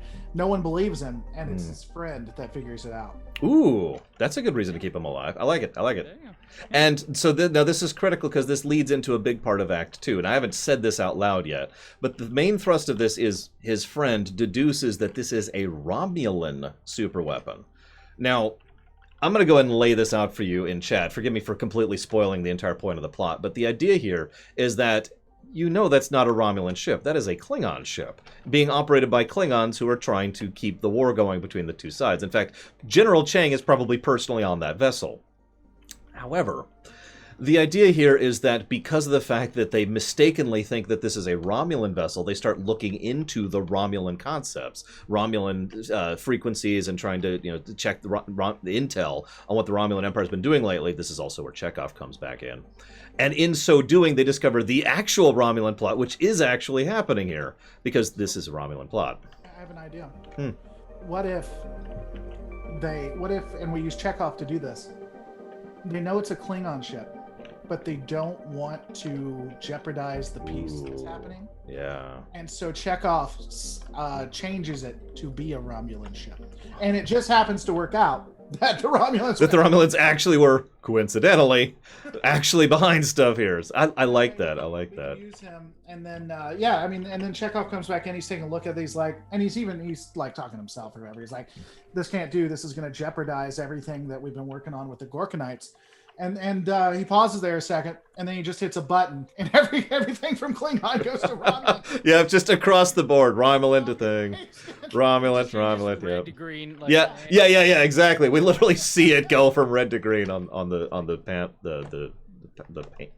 What do you call this thing? The L-cars. Oh my God! We've got all of our species color coded. No kidding. Yeah, he even says that. Thank God for color coding. I mean, my God. No. By the way, you call it Lacars. They love it when you do that. I don't still to this day, after a 2-year-old video, get comments. So call it Lacars. Lorraine, I don't need you to mispronounce it. Sorry, ma'am. Sorry. Anyways, so no, that's great. I do like that idea substantially. It also, as you say, keeps Chekhov relevant, which I am wholly in favor of. So Friend lives, Friend looks into this, and Friend sends it to Starfleet Intelligence. Chekhov is the one who changes it to be like, oh yeah, no, it's totally Romulan. That leads to Sulu and Azit Bur and Scotty, and Scotty's friend, I guess, but mostly those ones, specifically looking into the Romulan Scotty thing. His friend and name. Yeah, what should we call Scotty's friend? We could call him Frenchie. Frenchie. Oh my God. That's his name. Or it's a friend. Oh my God. The chauffeur. No, let's make it an actual French name, like chauffeur, like a really stereotypical French name, Chauffeur. It's Picard. It's. Oh, there you go. It's Picard's ancestor. There you go, Lieutenant Picard. Oh my gosh. Picard. Frenchie Picard. That's his name. Frenchie Picard. Oh my God. Frenchie. Scotty. Frenchie. Scotty. Frenchie LaFrench, French Picard. That's how they talk too. That's when they Frenchie, Scotty, Frenchie, Scotty. When that Scotch scene that we were talking about was like, no, I prefer a good bottle of Chateau Picard, or whatever. I don't know. Yeah. Well, no, that's what it's called. It's Chateau Picard, and just this one, I can't do French. And then they just kind of descend below the thing, and the jazz music plays. No, we're done. So that leads into Act 2. Now, Act 2 is supposed to be the tension, the suspense, the intrigue act, where they try to figure out what the hell is going on. This is when they come back to the Spock thing, and they try to... Now, once again, there's a big gap here. I'm a terrible writer, apparently, because I couldn't come up with something for this in the time I had. Where I want it to end, and I know the exact way I want this scene to play out, is I want Sulu to personally confront one of the fake Spocks. And at this point, Sulu looks at him for like 3 seconds and says, "This isn't Mr. Spock." "Oh, yes, Captain Sulu." "You're not Mr. Spock." Security. And the whole time, the fake Spock is trying to talk his way out of it and just rolling charisma check after charisma check, and it's doing nothing. Because Sulu, again, the idea... I didn't mention this to you, Jesse, did I? I want to establish Sulu's command style as notably different than everyone else's. And the big direction I wanted to go in that is he is the iron wall. He does things very calmly and methodically in the background. But once he's fully established, we're here. This is it. There's no negotiation. There's no movement. Yeah. This is where I'm at, the end, and that's why he just completely stonewalls to the fake Spock. He's just no, security, bring this man in. I'm not entertaining you. Let's go. That's good. I also have that's going to come in another scene, which I've kind of written in my head, and I hope you guys like it when we get there, because you're going to hate it. I'm going to feel terrible. But anyways, there we go. Update. So Act 2 is going to end effectively with the reveal of the fake Spocks and the reveal of most of the stuff I've already told you, but in case I don't remember who I've told what right now, because I've talked about this twice today, so forgive me if I'm repeating myself.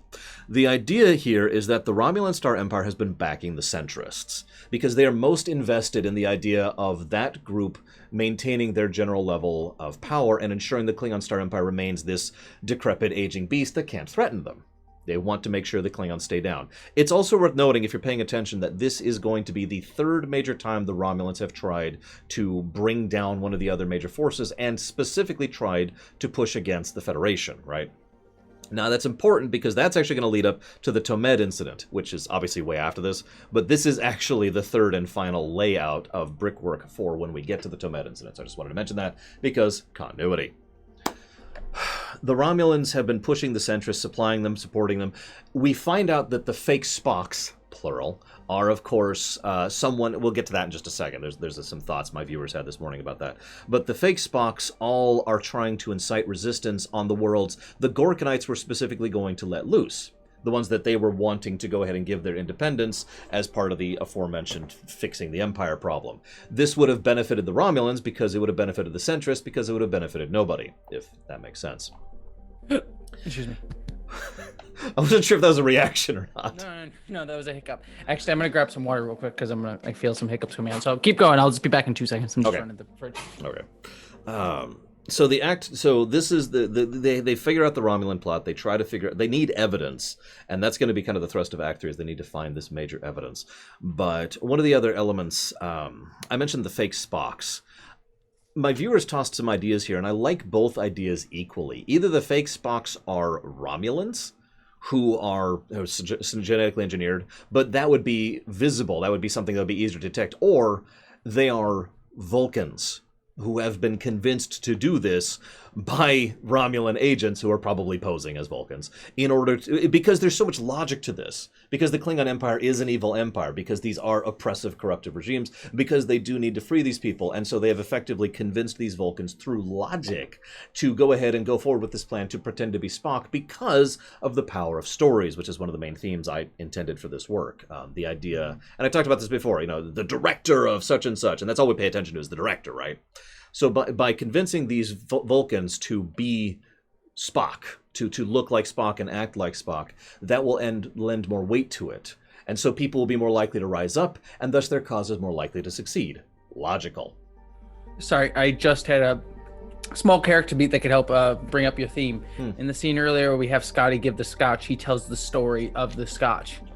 And how important the story of the whole story. It's not just the scotch; it's the story behind the scotch that makes it important. Yeah, I like that. I like that. This is where it ends. Like this, it's ending its story here with us. It's kind of a nice, No, I like that a lot. That's great. I want to say, sorry, I don't mean to interrupt, go ahead. but I just want to say thank you so much, Avery Ramstorff, for becoming a supporter, or what is that called now? A member. Thank you, Ryan Haw, for the... Ryan Haw thinks we should rewrite Warcraft as well, which would be great because as a Archon... I don't know Warcraft lore at all. I'm sorry, guys. Come on, you got... Onifin, Bradford, as well as Robert Williams. I'm sorry, what were you saying, Jesse? You have the orcs, and humans. I think they were goblins. I don't think they're allowed to do orcs. I don't know. I've only played Not- Warcraft 2 and 3, and I haven't played them in over 2 decades. Well, it's kind of interesting because honestly, it's all about rejuvenation and everything. They defeat the undead in the first game, and you never see them again. All is one of these fake Spocks, 50 feet tall. But yeah, so and I think you'd like it because again, it's not focused on humans or anything like that when it comes to Warcraft. They specifically like have the elves and the I don't know, Amish or something. The Amish are definitely in Warcraft. Yeah. Sure. I just like the fact that they kept Lordaeron, that nothing bad happened to it. Anyway, let's continue on. Can I ask you a real question before we continue on? Yeah, good. Real question. If it's a real question, I'll actually answer it. When they routed the enemy and they took Lordaeron back during like the last one before Shadowlands or whatever, I realized what Sylvanas did, but doesn't the Alliance now own Lordaeron? Why would they try to rejuvenate that, you think, or did they just leave after that? So the answer is yes, they do actually technically own legal ownership over the dead and blasted land. However, the devastation, so there's two major problems there. One, restoring, hang on, let me get Rax in the picture here. Restoring that kind of damage is actually pretty hard, even in Warcraft. It is possible, but you're looking at years of effort, right? The second problem is that all of BFA they spent in the middle of a war against Sylvanas, so they haven't really been allocating resources towards those kind of restorative efforts. So let me ask you this. How long is this after the Warcraft 3? How many years? Hang on. Well, Jaina's still there. You have survivors from Lordaeron, right? Mm-hmm. So that would be interesting because I think they would want to push to have Lordaeron restored. 14 or 15 years. Okay, so you still have a lot of people. You had kids who are not even, arguably, may not even be adults yet fully that would want Lordaeron reserved. Anyway, it's just interesting. No, I actually do agree with you, and I hope they do something with it in the future. I mean, if nothing else, we could have a Felwood situation with it. Yeah. Anyway, continue on. I apologize for that. The idea here is that Act 2, so they get to the end of Act 2, and it's like, wait a second, you're fake Spocks, and I see what's going on, and they've kind of got the thrust of the Bay of Pigs situation, as was pointed out in my chat earlier. Yeah, Cashel, join the dancing, come on. That one's AFK. Again, I have a big gap there, and that's where I keep stumbling here. I don't know what to fill Act 2 with. Act 3 I'm actually pretty codified on, but I'm not sure what to do with Act 2. Any thoughts? So tell people where we are in Act 3. Yeah. All right, that's valid. That's valid. We did that last time. So they discover the fake Spock, and it's like, okay, got it. We now know the general thrust of the situation. And so there's going to be a few threads going concurrently. One is the Romulan superweapon. The other is the fact that this is going to actually be very, like, throughout all the movies, since 1, if you remember, and you pointed this out specifically, Low Reloaded, since the first movie, we've been getting the Klingons and the Federation more closely together. This is supposed to be, like, I want to see the camaraderie on display. Why would you do that dance, Cashel? Why? You are not a Manderville man. I want to show how well they just kind of click together, to show what would eventually become, again, kind of leading into both Star Trek 6 and, most importantly, TNG. So that's plot thread number 2. Plot thread number 3 is going to be, so they want to, they get the real Spock. This is when the campfire scene happens. They're like, okay, Sulu has an idea, basically, and he doesn't say what it is out loud, but, I need to go see Mr. Spock. And then we cut to the campfire scene, and that's when the marshmallows and all that fun stuff happens. And then for the first time in this film, we will see Kirk, Spock, and McCoy, and Spock will, of course, have his cybernetics. And, we have the campfire scene, and we could do a polishing pass to make it better. I enjoy the campfire scene well enough, but I think we can absolutely do a polishing pass on that one. But... I like the joke. I liked him better when he was dead. I liked him better when he was dead. Yeah. I think we should keep that. Anyway, I'm just saying we have Sulu. If we want to keep it with a joke motif, Sulu's like, I need to see Mr. Spock, and then all of a sudden the 50 Spocks look up. He's like, no, the real Mr. Spock. But the real Mr. I'm here to see Mr. Spock, and they've got several Spocks in. And then Spock becomes the Lich King. That's actually the next thing that happens. Very next story beat, Vandalia. That was a part of the problem with the original one, right? Because they wanted to make it a joke thing. But Yeah, they wanted to be a joke, but a serious search for meaning. And they wanted to have, the third thing was they wanted God to be in it. They wanted to have search for deeper meaning, humor, and God in one movie. Not the greatest formula. It's like a strawberry, cinnamon, cilantro muffin is what that is right there. No thank you. Anyways, in Act 3, Act 3 is going to be more of a conclusionary thing.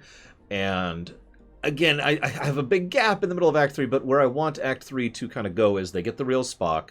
The real Spock looks into the situation, and thanks to the real Spock, Scotty's friend, Chekhov's information, and As It Burr, all of them... I feel like I'm saying her name wrong.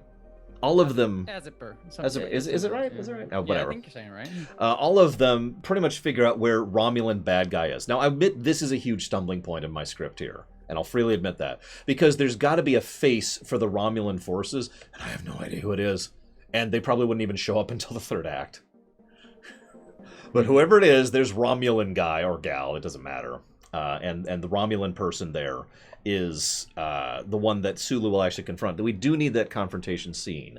Because what I want to happen, and again, this is establishing Sulu. By this point, no, it can't be Tomalak. They don't live that long. Or do they? Who would that be? Tomalak is who von Falkenstein recommended from Who's TNG. Tomalak again? He's from TNG, Oh, played by Andreas Katsoulas. Yeah, that's right. they're related to Vulcans, and Vulcans live Well, hundreds. see, I actually don't know how long Romulans live. They would have to live. They could at least live They're several related to centuries. Vulcans. Hang on. I presume they You live. You got me curious now.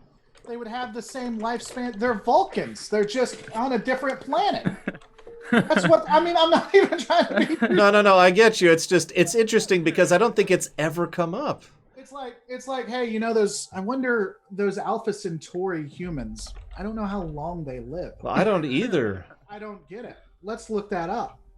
They're okay. If it's different, it's a I'm with you. continuity. If it's I'm with you. If it's different, it's a continuity issue. Well, it depends on how it's continuity area only in depending on how far back the Romulans split off from the Vulcans. They're still. I mean, we would still. Okay, so can you tell me? What was it? What was the original? Where did we come from? Besides God in the Bible. Well, in Star Trek, we come from the female goop.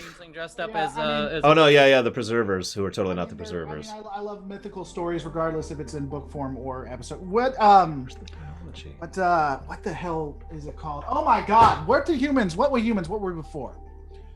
Here we go. What? What were we called? What were humans called before? We came from Africa. We had a name. There was a name for us. Our genus. What was it called?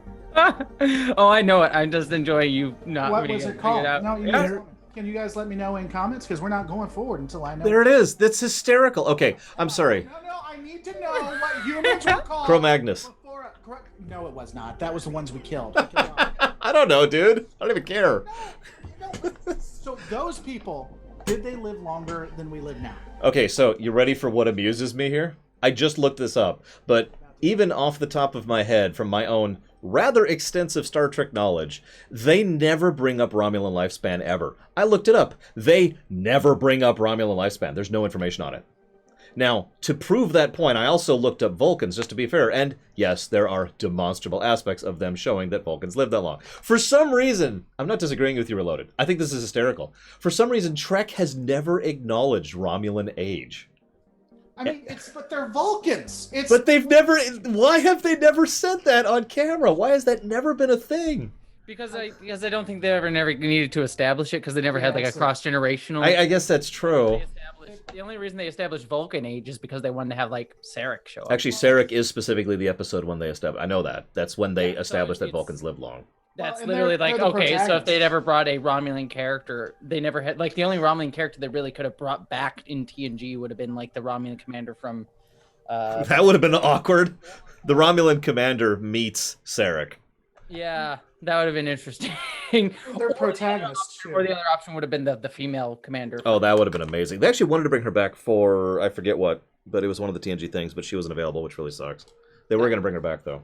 So that would have established it. So. Oh, that would have, yeah, that you're right. That would have done it. So there was intent. So even though Loreloaded believes in death of the author, here we can see how intent can matter for theory crafting, because now we have intent stating that Romulans live as long as Vulcans, even though for some reason it's never come up in the show. I mean, that would be death of their Vulcans. It's like saying, okay. It's fine, whatever. Homo sapiens. All right. So, anyways, Tomalak can totally be alive. I don't want it to be Tomalak. I just want to start with that. Homo sapiens didn't have the ability to talk. They didn't have brains. Who would I have it be, though? And haven't evolved since. Haven't evolved since. Because a book tells us that. All right. Anyway, but I mean, do you disagree or not? I mean, they're Vulcan. Even if No, it makes perfect sense. No, I am actually with you. I am amused because of the in-character stuff that I just mentioned. I'm also amused by your incredulity at that whole conversation. I mean, I wasn't mad or incredulous with you guys. It's just like the thought of it's like, well, they have different. That's not. How Listen, they've been living on another planet for centuries. We're all gonna evolve into lizards. Listen, yeah, it's we're all the salamanders, okay, guys. It could have been Seal is dead. I don't know who would. Years and humans haven't changed that. Anyway, that's fine. All right, so hang on. Let's actually think about this. This is a real topic. Who do we want the Romulan face to be? Because I like the idea of it being someone connected somewhere else, somewhere in Trek. We have a lot of options. The only two that I really love is either Tomalak or I forget if he dies, but we could change it obviously. But the dude from Star Trek Enterprise who was trying to manipulate events leading into the Romulan War. I think he was implied to die because it's like the Senate's going to hear about this, but they never actually go in. I kind of like that idea. So that's two good ideas there. A third idea was the Romulan Commander from the woman who's never named. Actually, she is named in the book, but I forget it right now. Please forgive me. Valdor be too old?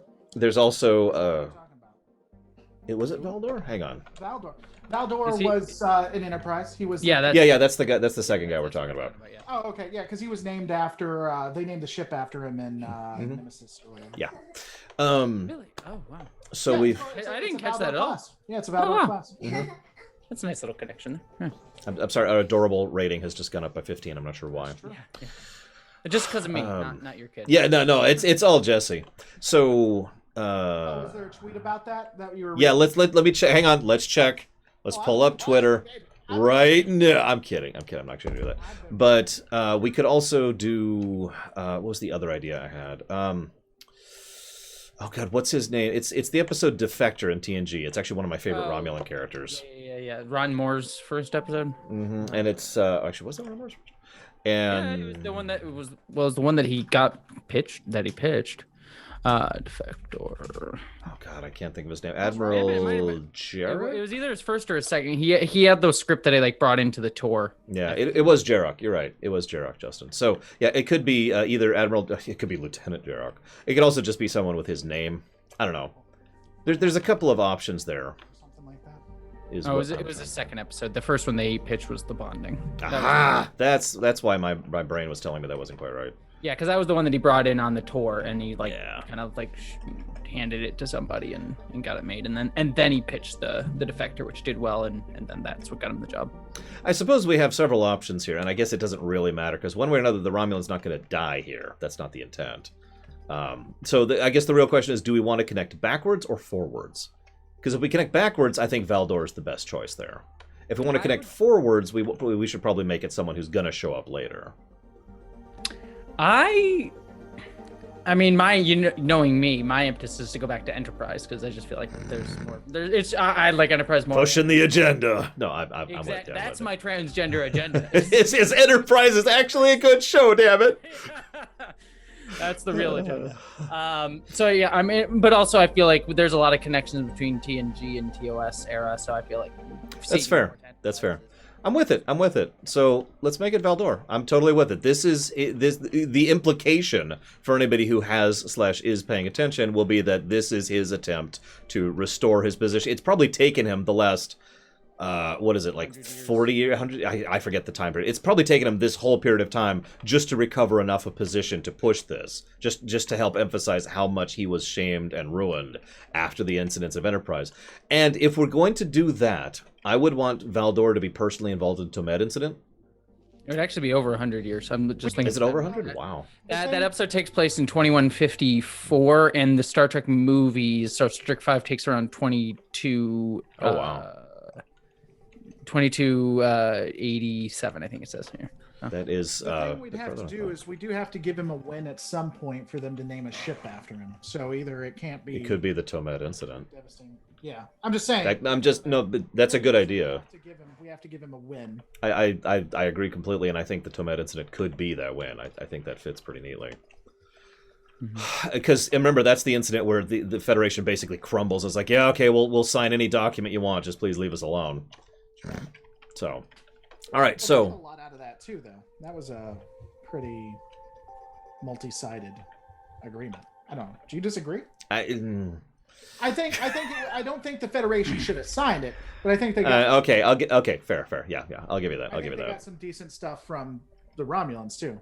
Yeah, I will give you that. It's just I also agree that they shouldn't have signed it. That's why I hesitated. Moving on. So we'll make it Valdor. I do like that idea. So, getting back to Act 3. God, one of these days I'm going to finish talking about this. Getting back to Act 3, the idea here is that Sulu needs to get. I have a checklist here. He needs to get demonstrable, scientific, provable proof of Romulan intervention in the Centrists. This is when we name drop the Duras faction, but I know every single time we bring up the Dagors, someone has asked about the Duras. The Duras... No, hang on. This is on purpose. I've actually been planning this out. Because the Duras are supposed to be a minor house of relative irrelevance at this point, and they were part of the Centrists. If you're paying attention, they are worse than the Dagors because they don't care about how much they're ruining the Empire. They just care about themselves. And that sounds a lot more like Duras to me, personally. So, there's what do you got? Ryan brought up something interesting too. I don't know if you guys would be interested, but he says, how about showing this being the starting point of the Romulans? I don't know that I agree with his analysis here, but maybe from honorable adversaries to space Nazis. I don't know that I consider them ever as honorable adversaries. I don't know that they've ever. Guarantee it. Well, the Romulan Commander, the one commander. Mark Leonard, dude, yeah. But even that commander, he was destroying defenseless bases. So I mean, yeah, he had respect for Kirk, and he was kind of an honorable dude. But his orders and the structure of Romulus were clearly douche nozzles. I mean, they're meant to more be like the, I guess Cardassians are more the police state. Well, Cardassians are more fascist, and Romulans are much more kind of like a police, like a police state sort of thing, which is they're similar, but. I don't even find him honorable. He was destroying defenseless bases that couldn't stop him. No, I don't disagree. I think he was an honorable person. He just didn't get honorable orders, but it's still. Having recently watched that episode, I'm with Jesse on that. He was clearly disgruntled at his orders, and he clearly hated doing what he was doing, and he did it because it was his job. But the whole time, Mark Leonard sells it, if I'm being blunt. He sells that idea of someone who is just weary and tired, but fine. I will do my orders because that's what I'm supposed to do. Because following orders is a good thing when it comes to Nazis, right? So so that's what I'm about to ask you. So if I can find you an example of a Nazi soldier that didn't want to follow his orders and he was weary and he was just like, fine, I'll go ahead and follow it. I'm not saying he's like great. I'm just saying like he's fine. I mean. Okay. That's a separate. He's a good actor, and from a soldier standpoint, he's a good soldier. I don't know that he's honorable, but I mean that's a separate conversation. We don't have to have that conversation right now. Yeah, I don't disagree. I mean, it's there's nuance. The character is nuanced if the Romulans are not necessarily at that time. Sure. So, but I mean, I don't know if we're. The only thing to that point is, do we have a shift of them working in the background, being because I mean, I guess. They were only like that in Enterprise, because in the original series, the series, they were pretty open. So I guess that answers that. I guess that it's not a thing. That is something we will have to decide going forward, because you're right. In TOS, they were Romans. That's not even me being facetious. The writer has flat out said Romans in space was the influence. Praetors and but my point is big, obvious military power. It's TNG actually, but it was TNG, Enterprise, DS9, all that stuff, which added they're the subterfuge people. And so that's a little bit of retconniness because, Enterprise beforehand. And I love their plot in season 4 of Enterprise. I really do. It's one of my favorite parts of Enterprise. It's one of my favorite Star Trek stories. I actually think it fits, honestly. Because if you think about it, they started out as trying to start wars between people. It actually ended in these people becoming a federation. So, okay, they messed that up. They're going to stop that. They come into the limelight. They're like, all right, so we're going to be Romans. We're going to enforce us. Ultimately, it ends that they realize they can't really win wars if they actually fight them. And so they sign this agreement because the Federation is stupid enough to sign a one-sided agreement. I agree, it was a one-sided agreement. And then they're like, okay, whatever. And then they go back behind their lines, they rebuild, and they come back out to do that again. So, I mean, I don't know that's retcon. I can see the path you're talking about, yeah. I mean, it is a retcon, it's just, I think it could make sense. Right. But anyway, so yeah, that's the piece. Are they moving back towards the Tomed? So okay, here's what I'm thinking. And this is you kind of already said it, so forgive me for repeating your dialogue right back to you. But I think that this should be. I mean, if I was to get really politicky here, which is kind of my bag, I would say that there are certain Romulan forces who have been specifically positioning military members, including Mr. Valdor, into a position to kind of not quite win, but also not quite lose, because those specific people want the Romulan Star Empire to go back to being behind their lines and back to being more subterfuge, because they feel that the full military line isn't working because of what they've seen happening with the Klingon Empire and their problems. Ergo, this is a deliberate manipulation by someone who is kind of pushing Valdor into failing, and by coincidence, Valdor will succeed at Tomed, but then, you know, well, okay, fine, we'll just go back behind our lines now. This was Valdor playing the long game. What if he's not being manipulated? We include a scene where he knows this is going to fail, and we hint at stuff in the future.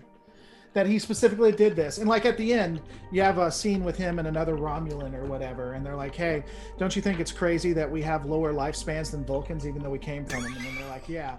And then after that, he's like, it's a shame that you failed. And then he's like, or did I? And he looks at the camera, and it ends. Okay, so that's terrible writing, but I do actually get where you're going with it, and I even like it. No, I'm serious. Hear me out. No, that fits perfectly. The idea that Valdor... The way I'm picturing it now, is this is admittedly borrowing a little bit from Star Trek Beyond, but I'm picturing the old soldier who, at this point, just kind of disagrees with how his people do things. Not a soldier, I'm sorry, that's the wrong word. The old spy master, who disagrees with the way his people are doing things. And he's seen how the Romulans have become more militaristic and more open and more overt, so he is deliberately planning these open military actions to succeed, or sorry, I'm saying that wrong. He's planning the military actions to fail and the subterfuge actions to succeed. That doesn't line up, though. Because the idea here is that he wants to show that the open militariness is wrong, and he wants to do that by sabotaging his own people, right? Mm-hmm. The catch is, if he's going to have his big win, like, I mean, we could just not have his big win. We could just go that route with it. But if he's going to have his big win, then that means the Tomed incident needs to be a big win for the Romulans, and frankly, it kind of is anyways. And that doesn't line up with this, so we might have to... We could just divorce Valdor from that. I mean, how does it not... Here's my thing. In this, it's a loss, and it makes it seem like it's a major loss. But he did it on purpose, and then we just leave it at that. Like, he wanted to lose, but we don't know... But why would he want to lose the subterfuge action instead of the overt military action? Well, because I think that he thinks... He realizes after what happened that the Romulans aren't ready to take on any of the various races. If they do it in the subterfuge, they just push them together. If they do it in the limelight, they get the living hell beat out of them. So he hatches a plan that just won't win on any level. I don't think that lines up in my head. Yeah, but because the goal is he wants the overt action to fail. He would need a reason to have the overt action to fail, which means that people would know the Romulans would fail, but also he would win in subterfuge. So what would the purpose be for having the galaxy know that the Romulans failed, but they actually won without knowing it? Is like kind of the goal, right? It's kind of convoluted. I see how we could make that work, but that would involve some really big restructuring of 5 in particular, and I'm not sure I want to do that at this phase. Yeah, that's a whole. Like I do see. Whoop. Yes. Sure. I'll just die then. I'll just. That wall. No, I'll just die. I'll just die. God, how would I make that work? Okay, so...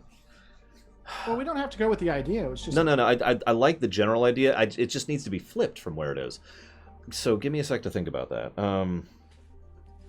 Oh, okay, there we go. What's going on with that wall? Jesus. Yeah, it's a fun wall. I just I was too late on reacting, and that's why I said, I guess I'll just die then, because by that point it was too late to move. Here we go. So it's bullcrap. Bullcrap. What I'm thinking is that this operation isn't a failure at all. So let's assume that Valdor is Sonic Doctor, who just gave me a sub. Thank you very much, Sonic Doctor. As always, I do appreciate. If you happen to know where you want to put that, let me know. Otherwise, many stabbings will be in your future. Now, here's the idea. Valdor is playing for keeps, right? Like you just said that. He's playing the long game. He's playing in it for the long haul. He wants his people to really be successful and actually meant it. That's terrible. But he thinks the only way that they can do it is if they completely retreat. But he's a Romulan. He doesn't want them to he wants to retreat on their terms. He thinks that they just need more time to rebuild. Because remember, when they left, they were having their own cloaks stolen. They were matching ships, but they couldn't be beat. And then they come out and they have the Dideridex, right? They're pretty powerful. And he knows that they just need time and they need to be left alone. And so, again, how he gets there is the way it is. And then that he's known as this great tactician that saved the Romulan Empire, which is why he has his ship named after him. So, hear me out. Here's the idea. He doesn't lose Star Trek V even though the operation fails. What I'm thinking is his overall thrust here is to show that the Romulans need to take it up the next level, okay? Instead of being obvious about their manipulation, which is admittedly what this kind of is, he thinks they need to go another step deeper. And so his whole point this entire time internally, we don't even have to show this in the movie, of course, but his whole point internally is walking up to a bunch of Klingons and saying, hey, we'll back you, is not good enough for the Romulans anymore. They need to go further than that. They need to really be able to pull back, really be able to withstand. Otherwise, we're just going to get caught, and that's going to be bad for all of our operations. And then, so he kind of deliberately allows this situation to get caught, or maybe it just gets caught in it. No, I take that back. He doesn't deliberately allow it to get caught. It's just that's what happens because Sulu's awesome. And as a direct consequence, he now wins. If this operation had succeeded, he would have won as well, because he's still pushing for the subterfuge angle, which this still is. However, now that he has successfully shown that this fails, he now has the political capita to spend back home to say, we need to really start pushing the Tal Shiar, who, at this stage in history, are a relatively small-scale and not very well-known Romulan organization. Well, sir, to be fair, the Tal Shiar is actually a front for, what the hell were their names? This massive entity, sir. That's nice. So, anyway, since I haven't seen Picard, I have no idea what you're talking about. So I'm just going to move on. The Zhat Vash. I like excuse me, Section 31 is Zhat Vash too. Proven, lore theory. Oh, Jesus on my channel. Christ, Check that's it out. so stupid. Sorry. But... Yeah, I like the idea, though. I do like the idea of him constructing a plot that, regardless of what happens, he wins. I think that's very Romulan. That's what a smart Romulan would do. And I like the idea of kind of building Valdor up a little bit for this, kind of making him our main Romulan villain for a while. And that means when we get to Enterprise, we can work with him a bit more there. And that also kind of lends weight to that wonderful plot he had back there, because it was a brilliant plot. So... I think I'm going to push this idea. So it's Valdor. If he wins, he wins. If he loses, he wins. And now that we I'm still trying to fill Act 2. Now that we've filled in that hole. Act 3 now. You guys asked me to describe the rough outline of Act 3 so we could fill Act 2. Oh, God. I thought we were... And then we got way off onto the weeds about the Romulans. 9 babies. Yeah, we might need to do a part 2 on this. Oh, my God. No, I'm just saying that the second act needs to just identify how long Romulans live. That is the only thing that matters in Star Trek. As long as we add that to canon, not God, just No, just the age of the Ramos. All right. So let's go ahead and push through Act 3 then, because the idea is that there's going to be this big scene. I want to get this out before I forget it, because I thought of it today. We'll get it out, and then we'll go back to Act 2 just real quick. I might need to head out in the near future too, because I got to record some videos today. Wait, you work? What the heck? I know. What a weird way of saying I'm going to go back on Twitter and start talking about. I like the idea. I'm getting this out. I like the idea. So Sulu is confronting Valdor, and we have identified the Romulan in question now. And as he confronts Valdor, and Valdor schmarms, like, oh, there's no actual proof, and obviously under the right circumstances, you could prove anything, and flammy. You get the idea. He's trying to talk his way around the situation. This is when Sulu's command style comes up for, I guess, at this point, the second time in the film, where he says, "You don't understand. I already have the data and proof right now that shows your collaboration with houses XYZ, also include Duras in here, I mentioned that earlier. This collaboration is something that is unacceptable to both the Klingon Empire and the Federation. This is not yet a declaration of war. If you do not wish things to become worse from this point going forward, I suggest you leave this sector immediately." I like it. And just laying down the law like that. The whole point is that Sulu's approach is, I've already won. Yeah, it's like, all right. So you can make this worse. Thank you, Marcus Gallagher. You can make this worse, or you can take your losses and go home. And that's the exact attitude I want George Takei to, and he could do that. I've seen that man act in that exact same manner before. He's brilliant at it. So I want that scene to happen. And there's one other little tidbit to that scene where... as you can see, and he brings forward one of the fake Spocks. And Valdor's like, Captain Spock, it is good to see you in such good spirits. I do hope that you and your associates wouldn't do anything against the Klingon Empire. And as he's saying this speech, the real Spock walks in. And Valdor just kind of slowly stops talking. Like, oh. I'm fucked. Yeah, exactly. It's just no, it's okay, but that's a good time for it. If you're gonna say it, you say it in time when it matters. Get it, the one. It's still PG-13. You can still keep the PG-13. Yeah, we still PG-13. So he realizes that he has been outplayed, which means now it's time for him to win by losing rather than win by winning. And he just kind of crumbles before Sulu's assault, and Sulu walks away with a win. And all of this basically leads up directly into Star Trek 6. Okay, go forward. Not third. Your name isn't third. Reloaded. You're going to talk about Act 2. Oh, I was just saying we could probably make it about the mission, and then just show the frustrations with it. We don't have to expand it out more than that. Is all I was saying. Is that we just we use Act 2 as a way to hint to Act 3, but more it's just about the Klingons and the Federation more than anything else, because this is again just setting that up, as well as some stuff coming up in TNG ultimately. Yeah. So. There's a lot of setup and build-up in Star Trek V. It's funny, this is just kind of my overall writing style right here. If I have a blank sheet of paper, I'm going to do establishment. Mm-hmm. Really quick, I was going to, just a couple things to narrow down. I don't think Kirk needs to be anything more than a cameo. Any objections? Nope, fine with that. And I'm not even saying that as a dig. Ignoring Shatner, ignoring egos, ignoring actors, from a pure writing perspective, I don't think Kirk has any real relevance to this story other than being there when they go to get Spock. Mm-hmm. Honestly, same thing with McCoy. I hate to say that, but same thing with McCoy. Scotty is relevant. Chekhov is relevant since he's the one who says, "Oh no, it's totally Romulan." And it serves as the Starfleet intelligence face on this. Obviously, this is Sulu's story. We have Rand, we have Tuvok, Janeway's in the background. Is that it? Are we done? That sounds. Any thoughts from anybody else? Because Jesse needs to go soon, and I'm about to hit by a giant beam of light. So, like you do. As one does. It's kind of normal at this point, honestly. It's a thing you just kind of get used to. I like it like I like the sun. I don't understand that quote. You said that earlier too. It's from Knight's Tale. It's a really. I haven't seen that movie. I know the movie, but I haven't seen it. It's a really dumb, or no? Is it Knight's Tale? No, it's not Knight's Tale. It's from a really dumb scene. It's not Knight's Tale. It's from a really dumb scene, where someone says something really stupid, and this person just supporting them. It's like, I love it. I love it like I love the sun. It's just really.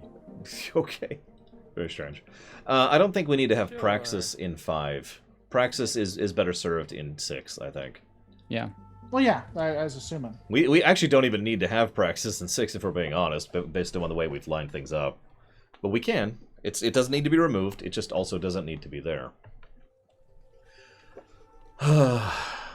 Anything else? I think it's good.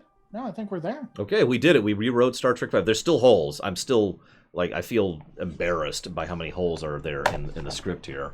But I don't think so. I think it's a good setting. I mean, this is different from everything else that we've been doing anyway, right? So this is still this is It's gonna be long. it's gonna inherently be longer than what we've been doing. Well, Yeah. and it's new for us because we've been just rewriting or building on what was given. This was a complete rewrite with nothing. So I think for what it was, we definitely are there. well, then up top. Boom. Yeah. Adorable. I actually agree with you, Blow Off Alex. It's just, yeah. All right, so I'm going to go ahead and chop off myself. Thank you, everyone, for joining me. I do hope you enjoy these things, and if you do, feel free to jump in the comments, give any other additional thoughts, comments, etc. And I'm going to chop off. Tomorrow at 9 a.m. Eastern Standard Time, we'll be starting Halo 3, for anybody who's curious about joining us for that one. Finish the fight, man. Finish the fight.